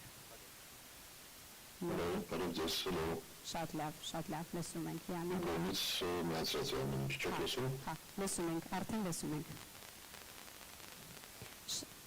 Մենք լսում ենք ձեզ, ամեն ինչ նորմալ է, տեսնում ենք և լսում ենք։ Հիմա մեր փոքր դադար է, հենց սկսենք, ես ձեզ կտեղեկացնեմ, մի փոքր ուշացրեցինք, մարդիկ դուրս եկան ընդմիջման, սուրճ խմեն, 5-10 րոպե ամենաշատը ներողություն եմ խնդրում, բայց ուշացնում ենք։ Okay, լավ, մերսի։ Հարցնան համար որևէ բան արվեց, Լեոնա ջան։ Այո, հարցումը պատրաստվել է, այն հարցումը, որ ուղարկել եք, բանովա լինելու, մենտիմետրով, եթե ամենասկզբում է պետք դա անել, ինձ ասեք, ես էկրանին ցույց տամ, 1 րոպե կխոսամ, քանի որ մենք նախորդ սեսիային արել ենք, արդեն բոլորը գիտեն ինչպես է, ես նորից կասեմ, հարցը ցույց կտամ, ձեր կազմած հարցն է, կոդը եւ այլն կտեսնեն ու կմասնակցեն, հետո վերջում կարանք արդյունքը ցույց տանք, okay?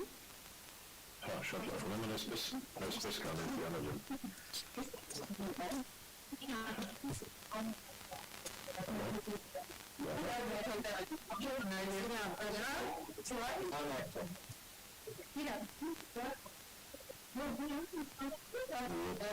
Մենք խնդրենք յուտ անեն, ահա, okay։ Լավանա, լսում եք ինձ Յանա ջան։ Լսում եմ։ Չինը ուզում եմ այդ ամեն դեպքում ճշտի, աուդիոն, վիդեոն ամեն ինչ նորմալ է։ Այո, ամեն ինչ շատ լավ է, մենք ձեզ գերազանց տեսնում ենք բեքգրաունդով European Campus և ձեզ շատ լավ լսում ենք։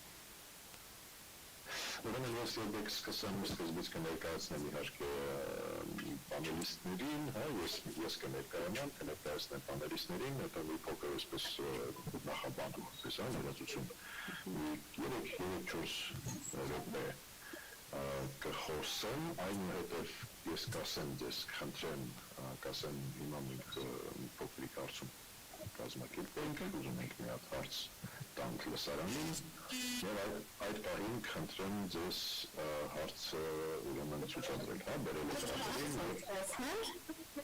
և կատարել եք հարցը։ Մենք կարող ենք խնդրել, ահա, հա, Լեոնա ջան, նորմալ է այսպես, և իրենք տեսնեն, հնարավոր է իրենք հարցմանը շարունակական պատասխանել, հա, որպեսզի ես հարցը մենք ցուցադրենք և դրանից հետո ես անմիջապես Ուրեմն հարցին, այո, իրանք շարունակական կարող են մասնակցել, ամբողջ ընթացքում բաց կլինի, երբ կուզեք կադրը բերենք, որ բոլորը էկրանին տեսնեն պատասխանները, եթե ընթացիկ դա պետք կլինի, դուք ինձ կասեք, մենք զուգահեռ չենք կարող խոսել այս պահին, Գորգի ջան, ես ավարտեմ, հետո դուք կխոսեք, որտեղ այստեղ միկրոֆոնները բանալին, այս պահին այդպես ենք անում, էլի, ես հարցը կդնեմ ինձ սկզբում, երբ որ ասեք, հա, սիգնալը երբ որ կտակ, ասեք մի անգամից անենք, ես այդ մասը կներկայացնեմ, մարդիկ կմասնակցեն, ինքը ամբողջ ընթացքում բաց կլինի, երբ որ կասեք, որ ժամանակ ստոպ կանենք, էլի կբերենք, ցույց կտանք արդյունքները եւ այլն, այդպես, okay։ Հիմա ես գնամ տեսնեմ ովքեր են մեր սպիկերները, մեր կաբացակը, հետո ձեզ կասեմ, այնպես որ մի քանի րոպեից կմոտենամ, առայժմ։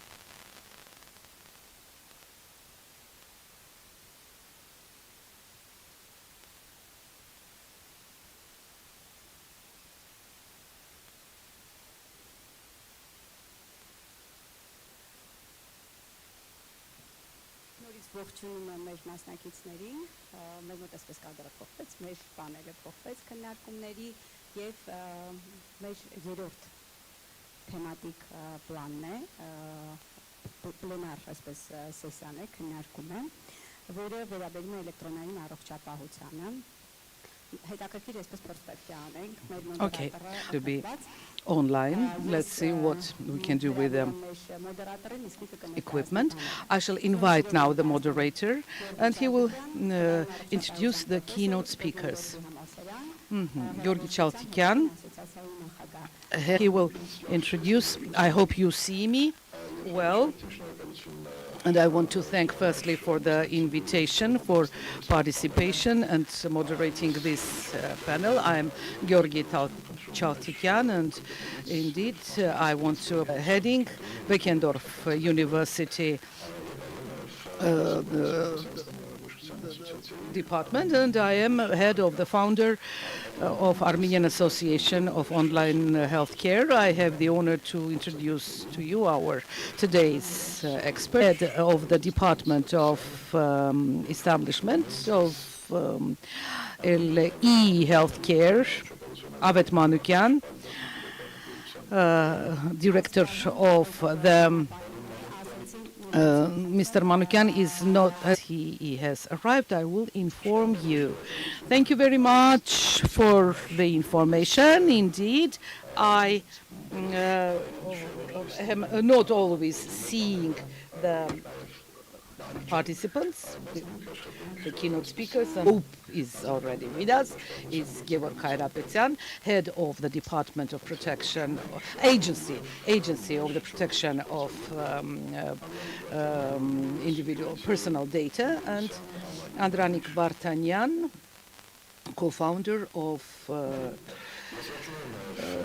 discuss the electronic healthcare and electronic personal data, or as we prefer to call this sphere, digital health or digital, and if not today, then in the near future, in the near decades, it is unambiguously going to be one of the most important processes of digitization, and living in such a disastrous time, which is the COVID disaster, COVID pandemic, disaster that has taken millions of lives and has changed every potential of the digital health care, and has allowed those people who were unaware of this, or maybe were unaware before, to be healthcare, this future, or as we like to call this revolution,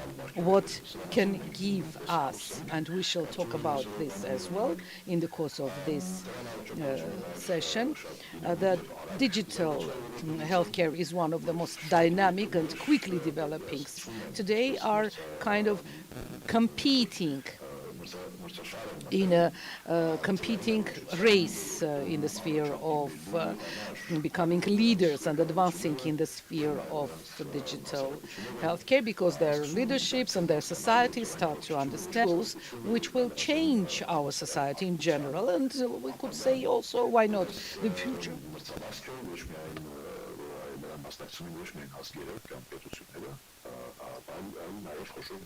The future of the mankind, and not only the states are participating in this. This is serious. We could mention only one word of Tim Cook, who has recently said that the Apple company's the best heritage today. And with your permission, I will take advantage of the chance and introduce to you that our organization, Armenian Online Medical Association, and the working group in which the experts from Armenia and the project of digital healthcare of the Republic of Armenia, that concept paper, which is now on the table of the government, and we hope that in near future we shall have quite our audience to ask all those who are in the room, or if they have joined us online, to answer to one question. We are going now to screens and will give you chance to answer to this following one question: whether would you like your all medical data be centralized? What kind of organization should that be? And if this is difficult to listen to the options, I will read them. The first answer is yes, I would like, and this is to be done. This is to be a state agency. Second, yes, I would like, and that is to be a non-governmental organization. Third answer, yes, and it should be a commercial company, meaning some business company, private company, for any kind of organization which will provide the safety of my data, my personal data. The last before the one before the last one is no. If you think that all your data should be kept under your authority or with your personal doctors. And the last question, in minutes, we shall have discussions. We shall ask questions to our experts, and at the end, we shall try to see the answers given by the audience. You can, move off from the screen with your permission. Well, my first question is to Mrs. Sargsyan, who is, as I said, is the e-health founder, the head of the Department of e-health of the Health Institute of Armenia. Is shown, that is to say, which are our government's main approaches to whether it is necessary, because we all understand that it is necessary even to develop further, more, to digitize the services of the health ARBET, the United System of Electronic Data, and Mr. Manukyan will join us, and let's hope he will give us a better explanation and description of the system, and will tell us which are the potentials of this system, possibilities. Although we know that mainly of administrative and economic financial management character for the healthcare system, although the system itself has much wider possibilities, and can opinions of your colleagues in the ministry and in the institute. Which are those conditions, that is to say, which are those issues that so far are not actively used, and which are the reasons, causes why this is happening? Thank you very much for the question. Want to introduce the process of electronic healthcare in 2 words. Even to a private company for serving, for establishment. As long as in the course of the establishment of the program, we did not have legal regulations for regulating the operation of the system was implemented only in the framework of the so-called state social order for providing the financial management of those services that are subsidized by the state, because in our country we have serious problem of protection connected with the protection of personal data. Neither the citizens nor those who are developing this data do not have that culture, so as to be able to implement it and to be sure that adopted by the National Assembly, where for the electronic healthcare the regulations were already included, and there were the requirements for sub-legal regulations. Some of them are completed, some of them are pending, closing to the completion. That is to say, we so far have sub-legal regulations, and we have the plan of actions for 21-23. The strategy has been developed, that the management of all medical papers, like prescriptions, so-called bulletin papers, some papers connected with the sickness, proof of sickness, whatever. All of these papers will be implemented together. Also, trainings will be organized, data will be collected. The system of security of the data will be tested. The analysis will be made to understand that we shall have complete digitization and complete establishment will happen, I think, at least in 10 years. So as we be able to say that we have this system, that our citizens are using this system, that the system is serving its goal and it is productive.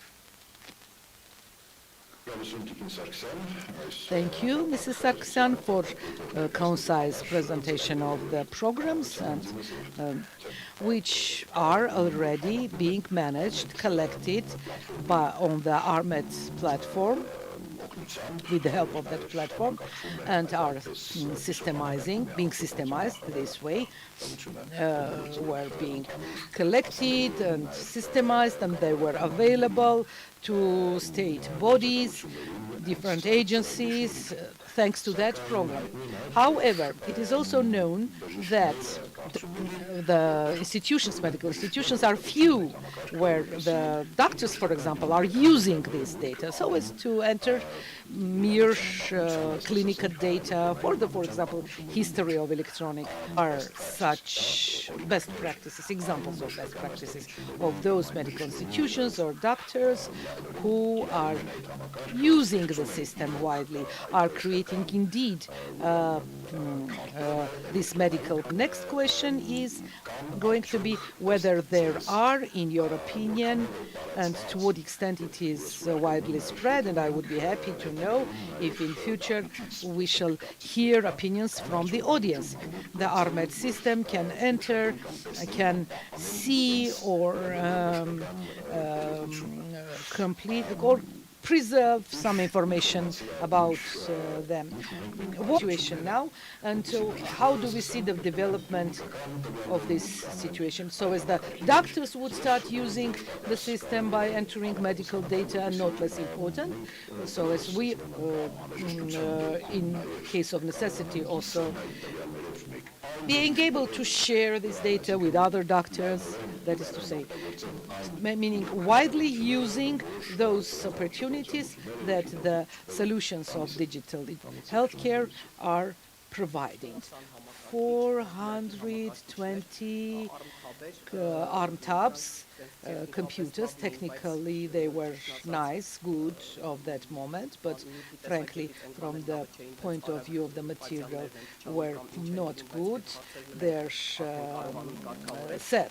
are being broken easily, but nevertheless, we purchased 2,000 link are the primary link polyclinics, and we have age problem of professionals and high workload. That is to say, it is very difficult to bring people to train and to say that along with the paperwork, because everybody knows that in the beginning we can't put aside the paper and lead only electronic version. We are, with 2019, we have done trainings. Doctors who have attended the training, maybe 80% of them were absolutely unaware of computers, have never even touched a computer keyboard and had done any, naturally, operation with a computer. We, however, managed to do very successful trainings because in the beginning when the doctors had come, they were asking, so why do we keep nurses if this is medical institute students who were participating in the training course, and these students, younger people who were more literate, were going to the polyclinics and working with them, assisting them to use the tablets. But when they were coming, they say the doctors are embracing their computer. Immediately after that started COVID, and huge workload was added to the shoulders of the doctors of the first circle, and it was decided that all the information will be done electronically, test information, because I don't know, if we hadn't done this, we won't be able to exchange the data. And this allowed us to attract more number of doctors to sit along with the workload of the doctors. That's really very difficult. They do some functions by computer, but the rest is done on paper. And only through step by step, phase by phase, we shall be able to involve these computers, say goodbye to the paperwork and use electronic data. You will feel that their papers are becoming less and less. Now, even these days, we even made electronic logs, and the doctors see that they have no need to put in this data in some other places on papers, that they just put in one place, make input on the computer, and they have it and get rid of the paper. But there is the other side as well. Unless the citizens start to use the system complete, every citizen, everybody, each citizen of Armenia has a page. If you are registered in the state register, or you have right of residence, you have corresponding page ID for the services with which we are identifying people, so as to be able to collect their data in one place. And if a person has entered by the doctor about them, this is the best supervising or controlling instrument. Nobody can do it better than the patient, than the person who has attended a doctor. The doctor has done whatever service or whatever procedure, and it is registered there, and nobody then, no one more than the patient themselves can data. In connection with COVID, well, COVID kind of accelerated the situation, and it forced to use the system better. In connection injections, we know that we can have our QR code by mobile phones, and it brought to the situation that part of the citizens have some access to their pages. As of this moment, United Nations SDGP Lab wants to give the doctors of the first line an instrument, so as the guidelines that are written for COVID could be delivered through steps, like the algorithm is given, they deliver the system, and the system, the steps, and the system says whether the patient should be hospitalized, whether they can stay at home, what treatment should be given, and this would force the doctors themselves to use the system, and patients would see more clinical data on their done is on paper through mail, and we will solve also this problem. We will make the work of the doctor easier, step by step, a little bit therapeutically, not surgically, so as they would pass through this process with less pain and would also enjoy the productivity. The patients seemingly, better say not patients, but all of us citizens are not so far interested in the use rights connected with the data, of the rights of citizens for transferring the data. And I would like to extend my question to Mr. Hayrapetyan, and I would like to explain in a couple of words what is the situation in the legislative approaches in this respect. The first question, owners of their medical data, and they have the right to decide how to manage this data and so on. Well, I will ask you to speak a little bit more around these issues, Mr. Hayratyan. Thank you. Really very good questions, because they allow me to start from a little bit far. I'm going to use simple words, and I'm not going to use academic Armenian so as to make it more understandable. Look, people, the information about the health of a person are personal data. Laws in Armenia and in many countries, they give a certain level of sensitivity to this data. In Armenia, it is called conditions of a person. You can interfere with his rights. For example, how you can discriminate a person by knowing data on the health. The worst option, for example, to show some discriminative attitude to a person because you know what is his medical condition. That's important. If you know what is medical data, what is personal data. For example, if I go to your to visit the doctor and you will have additionally depressive condition to that, and even could be even worse interferences. If you remember, there was a case when at the first wave of coronavirus, in one of the regions, there was no infected anybody writing offensive things on their words and throwing stones and bottles. There was the fact. The person was simply sick, and that created bad attitude. That's why the information about the health is extremely important data. Imagine, in the context of the whole data in your life. Well, today you might be, I have flu, I have headache, but as soon as the sicknesses become more sophisticated, more hard, you don't want everybody to know. For example, you might not want other people to know that you have coronavirus. I don't even speak of such sicknesses which,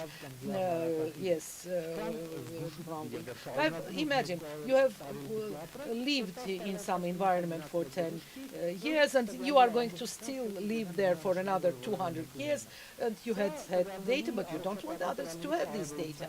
This is about the importance of the healthcare data. Let's look at the legal relations. What are the problems? The protection of it. And people have come used to, both people and state have just learned to use the personal data by inertia. For example, there is Facebook. You just take it, you put your data there without even reading the small print about your data. Don't even think about what's going to happen with your data. Same is about when these things have gone, the processing of data has remained on the same place. This has created certain risks with the data. This was actually the answer to your first question.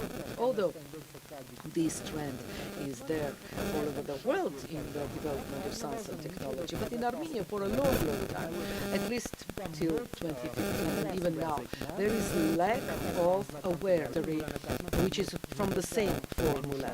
Also, these data are neglected. Neglected doesn't mean that you are sitting at home and you are not knowing what to do with them. The neglection is that you globally are not educated. The problem of awareness raising. Patients are not always attentive to their personal data, and very often the importance of medical secret might not be understood even by the medical doctors, personnel who are delivering medical services. For me, this is an example from painful jokes. But for example, they have told us in the boy can call to the local polyclinic and ask, is this girl has ever come to polyclinic with some complaints, or what is her medical history, and then to decide whether they will go to is systemic, and it exists. The second problem of personal data protection is the safety. Imagine, take into account, when the form of using the personal data, it doesn't mean that I would not see it. Well, But when I physically go to polyclinics, I might see the document, the card, medical card, somebody on paper, because the paper document has its risks. But of course, electronic version has its own risk. For example, cyber attack would not threat a paper document or paper card, but electronic card would be threatened by, say, for years, for papers. People learned that it needs safety and started to close them in rooms or in safes and limit access to people to these papers.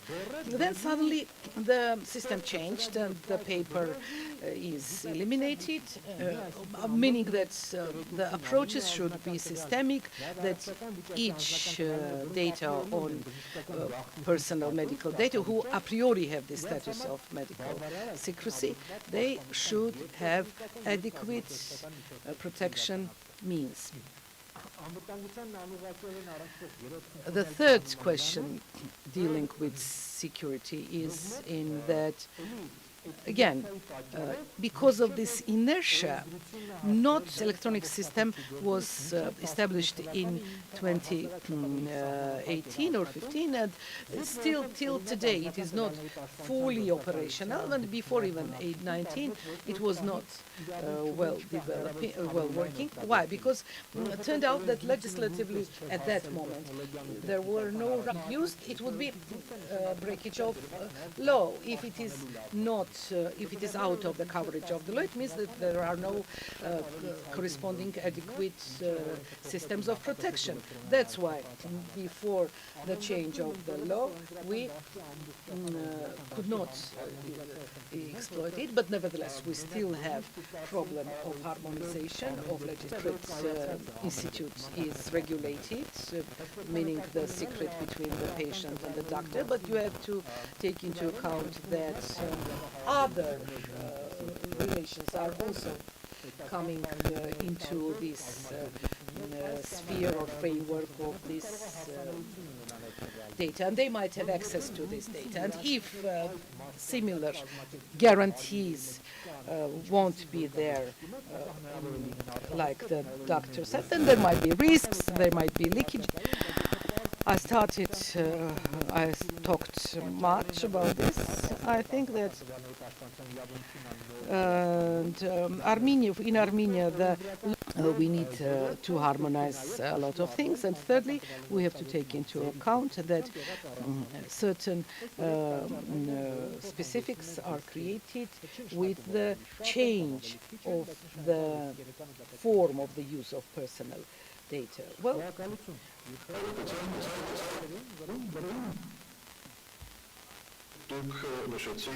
you said it is really, I think that there are also different citizens who, for example, are well aware that their data are belong to keep safe electronically all these data, so as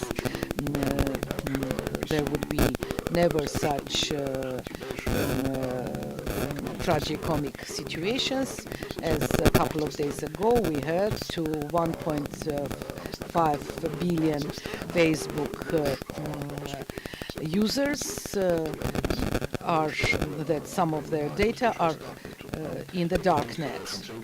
That's who is specialist of and let's us ask him what are the corresponding, Mr. Vartanyan, yes, to ask whether there are possibilities to feel themselves safe, that their data are not endangered, and there is no going to be any leakage of data. Mr. Vartanyan, how can you comment this, or what can you say, or how can we reach? One thing might be really very important here, taking into account how we can pass from the law to the technical security.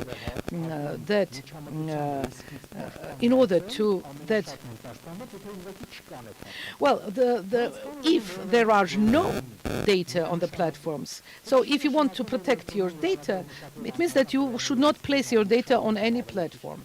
Well, it doesn't mean at all that the electronics, well, actually using paper data or keeping paper data could be could be made it even more risky than electronically, and vice versa. So it depends on the cases and possibilities and the means of protection that are used in any case. But we have to also take into account that not always the same. That's why it is important. If there is usage of personal data, then it means there is risk. Well, to be protected in Facebook, most better way to be protected from Facebook is just to have no Facebook account. But you can't do this. You can't isolate yourself. You can't, well, you work, you study, you can't keep your personal data to yourself. You can't keep in secret your data from the doctor because you want protection from and the absolute absence of risk. But we should speak of those means that are used to protect. So organizational are more like paper-wise, like who has the right to take it, who can have access. Technical, naturally, is more about the electronic processing of the data. And with this information technology, we pass our free time, naturally, in good intentions for protecting the infrastructure system. There is a very serious EDOR type vulnerability. We understood that a very good hacker can use this vulnerability for generating false QR code, which says that they are vaccinated, whereas they are not. And we saw that on September 1, they have solved this problem. If this kind of problem appear in an open source system or in Apple phones or anywhere else, the problem will be solved in 24 hours. It's not that this is not about a very sophisticated attack. And as services to one organization, we approach as a startup to this. We have today 3 million population, 3 million preliminary, nothing if you try to sort of service the whole world. And we see how we are lacking technically. Although we have good specialists in Armenia, they always work issue of uptime, meaning how long are they going to work. Like, for example, it was last Friday when we saw that Arca was dead and nobody could do anything. Imagine, you have gone to receive your medical service and they tell you, we can't give you the medication because the system doesn't work. Well, we can cache as my colleague said. You should not look at it like you look at the paper security. They have other different vectors of attack, but the factual situation is that policymakers do not communicate with technical guys, communicate with policymakers. So as, for example, the so-called IP, if it has not when there were huge technical mistakes in there, as in banking system, people come, checks in the boxes and go on. The audit should be done on technical level because here we have technical issues. And one of the most important issues is that we understood that this is different with other countries, that when you work with the state, that this security to one company, like attack part be done by X company and protection part be done by Y company. At least we would know that they are reporting partly, and well, and these kind of problems there are also in the West as well. And at the end, I want to suggest a solution to these problems. We have because of the corporate systems. If you can write a mail from your, yeah, exactly like WhatsApp, Viber connection and your mail and other mail directions, connections. The data are collected there. When he goes to the Y hospital, he says that my data are at X hospital. Please ask my data. It is very easy while asking for the data, especially we have to also restrict the data. Like when you go to take drugs, the drugstore worker does not need to know your data. He will need that, yes, Y hospital has in different countries as alternatives to Facebook and Twitter. And this kind of approach in the sphere of health was done in Japan when they used something federated networks for cyber information with NATO. And they don't give everything to us and we don't give everything to them. But whatever we need, we are able to send by that system. I think that our first step is to be that the policymakers, decision makers and technical guys would sit down at one arca that like one Ahmed will kick off like Arca did, and there is nothing else to do. So we will have options and protect it. Thank you for very interesting thoughts. Exactly as you said, to create our one consultative health council, which will include, as you said, the policymakers. It's very quickly closing to the end. We can now, I think, accept a couple of questions. Let us see whether there are questions to the keynote speakers in the audience, and I will ask the organizers to let me read out two questions that we have received through Zoom platform. Although the questions, I think the first question at least would be better to ask to Mr. Manukyan, as other two questions. Mrs. Sargsyan, the first question from Karen Tategosyan. Please comment the recent information in the media that Ahmed's QR code is not accepted issue on the border. Have you spoken about things like that? And the second question is, please answer briefly to both of them. Vahan Hovsepian says that the patients, but they have no notion how to use this system. Is there a public guide how to use it? And what is being done in order to raise awareness of the public, to teach citizens, to introduce them of these opportunities that are given by Ahmed's system?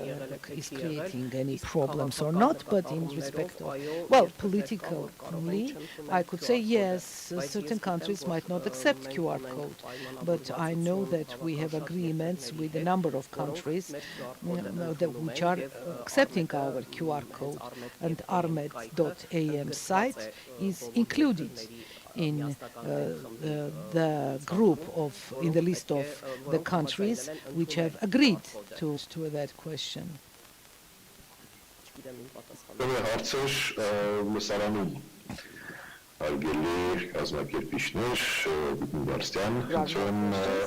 I would ask to show, I have a question. Please show on the screen the results. Maybe for wrapping up, we would ask when we see also the results. The question is to Andranik. What is your opinion? Where the data should be kept? In the territory of Armenia somewhere, or it is possible to use some cloud options? But the example has shown that we are in a closed country where our internet connection is not that trustworthy, reliable. If, for example, part of our data is out of the country, then, well, God save us. In the course of the war, I personally had no Telegram because I use my own chat server, which is at my home. But if the data are in the cloud, then people are going to have problems. But this is, for example, a mature version would be like Amazon ologies with the governments. USA has done the first experience, and if the government cloud could be installed in Armenia with several vendors, then the problem will be solved. Meaning the problem is not in the question who is going to keep it, but starting from this year, Starlink starts to work, including in the territory of Armenia. I think it would be a good solution to have access to satellite, if that is available to. I know several subscribers in Gyumri, in Yerevan, who have Starlink, and the others accessible to whole country satellite system, which is of course a luxury, very expensive, but in current conditions this situation exists. If the Starlink was available to everybody and cheap, then I would say it doesn't matter where to put it. Most importantly, the vendor be responsible and reliable. Can I guidelines? Yes, in the armed.am there is a guide how the patient can register and how they can use their pages.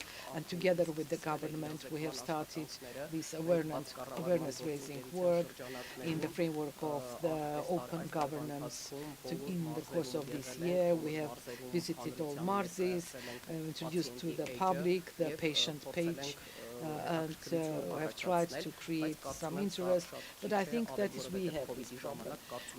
It's not that the population is not aware, but in the course of the COVID, a majority have understood that there is this patient page. The problem is most probably whether they trust for elderly people, and they are more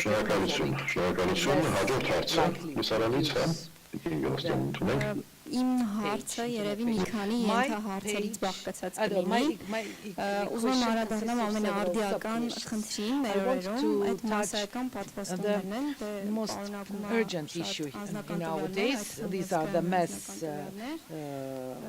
vaccine of security. Both organizational and technical measures should be taken care of. My first question about the organizational measures. Those workers who are the primary processors and who are doing the injection, vaccination, and entering the data into the database, do they know the standard rules of protecting data? Երկրորդը տեխնիկական տեսանկյունից վերաբերում է հարցս համակարգին, արդյոք համակարգը այնքան անվտանգ է, որ այդ ծավալի ես որպես ֆիզիկական անձ կարող եմ. And the third question, I as a physical person can apply to ARMED,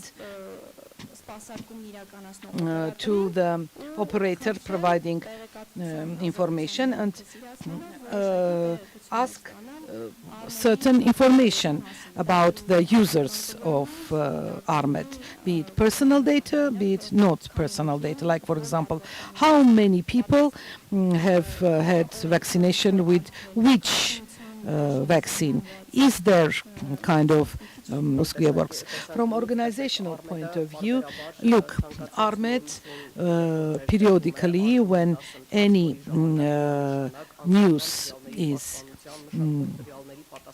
when any training is done, then the awareness raising is started. Well, the person serious in respect of reading the whole writing. More than that, there are corresponding checking organizations who are applying for data, and I'm trying to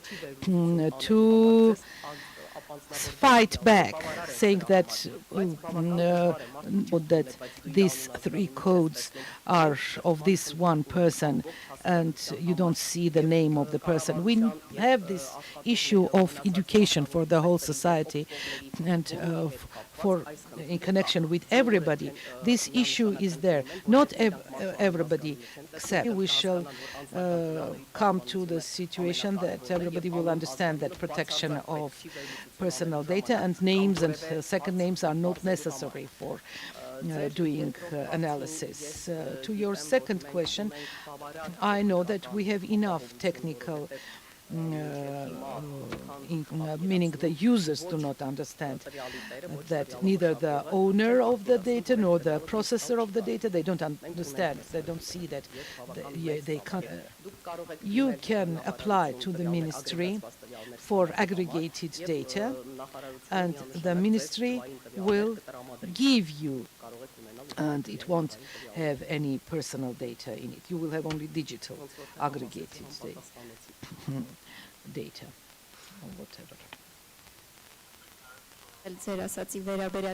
Well, when you say that personal data won't be provided, is there a law or legal enactment that defines that these data are secret and should not be provided? The article has this clause, but it's not about your data. You can receive anything about yourself which you want. The data of anybody, if by the law these data are mention one more circumstance. Sometimes you might apply to the Ministry of Health and ask personal data. The ministry might not give this data, but do not deny and don't give you because they don't have the data. Here we speak of such data which this or that person, regardless,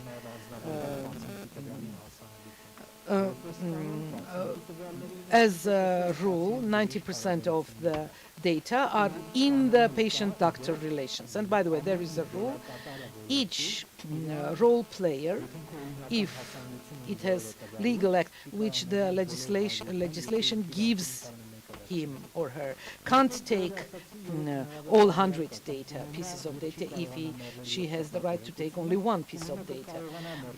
They, as a medical secret, they can deny, and they would deny, or enter your patient. There are two corresponding buttons where you close your data and you open your data, and you decide whether to give data to any doctor or not. So you close your data or you don't close your data. There are certain cases which are, say, the person is unconscious. I was speaking exactly about this, that now it is regulated by the law and sub-legal acts, like when each doctor has right to have access to the data of a patient. When you go to the polyclinics and choose a doctor, therapist for you, or as soon as you register with your polyclinical doctor, you give this permission. With other doctors, if this is their doctor, meaning they treat you, or do operation on you, or do studies on you, they have access only to those data which they have inputted themselves. They want to have this page and you have to manage your data.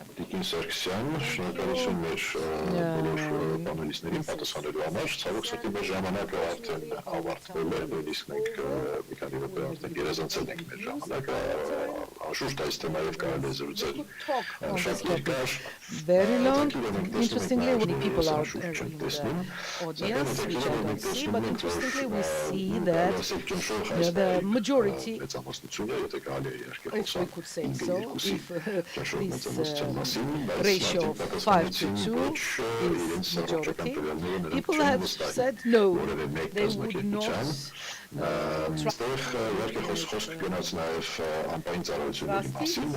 It was a state agency. We spoke here of cloud services. Let's remember that well-known in respect of keeping the is also another very interesting question. And here, in the first place, United States, it is forbidden, and that's it. So any data on the healthcare can't leave the territory of the given country. So to answer to this answer, whether in the future 5-10 years would use these services, and all of this would operate as we assume that it should. Mrs. Sargsyan, then Mr. Karapetyan, and Mr. Antonian, please. And with that, using legal enactments and measures, well, taking chance of this advantage, of this chance, I call everybody to register, open your page, and control your medical data. I shall call view of optimism. Yes, most probably I am optimistic in this respect, because regardless ARMED, regardless the electronic medical system, we have analyzed several cases, and in the response to the investigators, detectives, and then they start calling us saying we can't watch a case, do a case, because so that's why I am positive. Even with the first wave of corona, Deputy Prime Minister was asked to inform all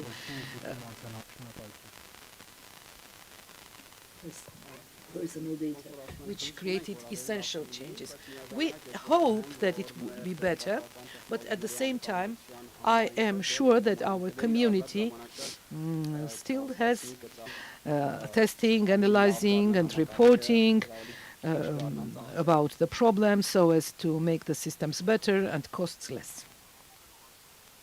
Okay, roping up has been passed by all countries, all nations who are currently a little bit maybe more advanced than us in this respect, but nevertheless we are done from the point of view of policy making and legislation and raising awareness and developing technical solutions. Finally, Armenia will have the wonderful opportunities of electronic or digital healthcare. I want to thank our keynote speakers, experts, and participants and audience. Be healthy, thank you, and goodbye. So, digital technologies and leading the session online. And with this, I think we have finished all discussions. Let's do a small wrap-up of the topics. Let's remember what we have discussed in the course of the day, and with that we shall finish our 6th Internet Governance Forum. Thank you.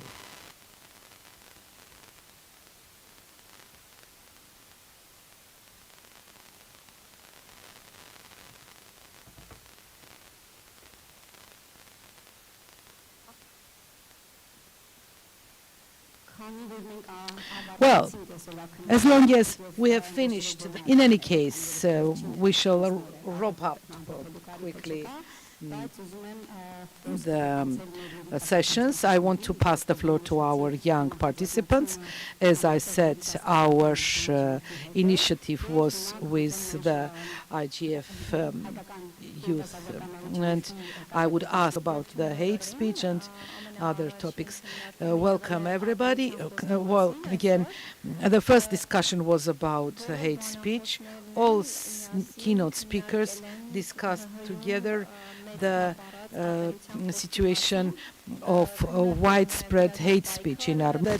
In this action, there should be public-private close cooperation, in the result of which only it would be possible to reach the wider, the benefit of the wider layers of the society, and it was discussed the responsibility of the came to 3 main steps in sequence. The first one was that it is necessary to clearly define the freedom of speech and illegal speech, be it hate speech, be it offensive wording, disrespectful attitude, and in respect of these things should be used reasonably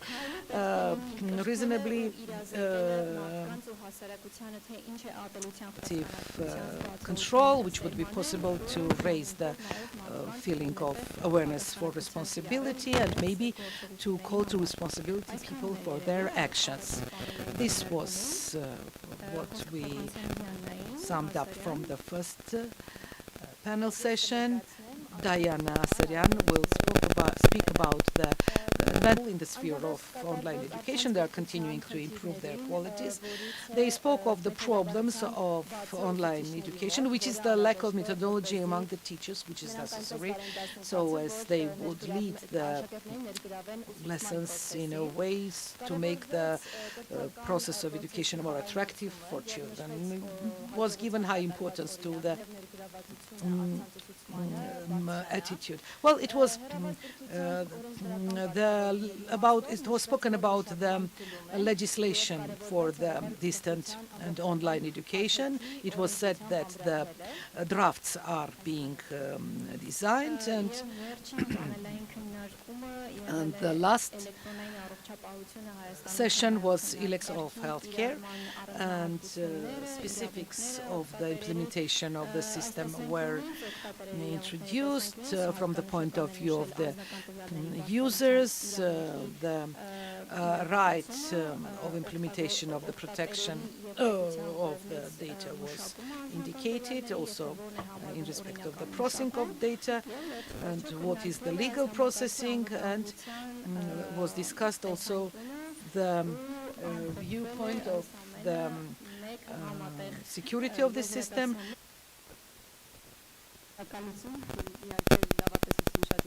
Well, optimism is really good. Let's hope that this future will be good, that we're going to have, and that digital technologies will have development, and that everything will be part of our beautiful life. I mean, the digital, which are the Internet Governance Internet Council, the Ministry of the Industry of High Technology, the ISOC, a little bit like names.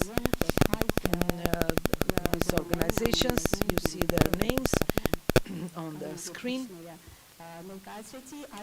Now, to organize, I want to thank the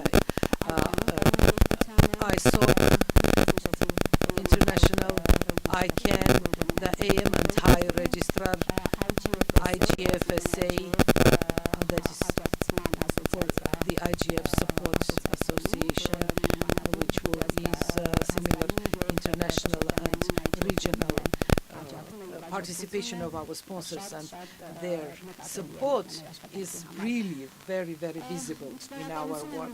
I want to thank also our volunteers who in the course of the whole day have helped us, helped the participants, have guided them to different places, have had their input, and as long as they were young people, I hope that they will continue participating in our discussions, and have to say that some of them are participants of our last year forum.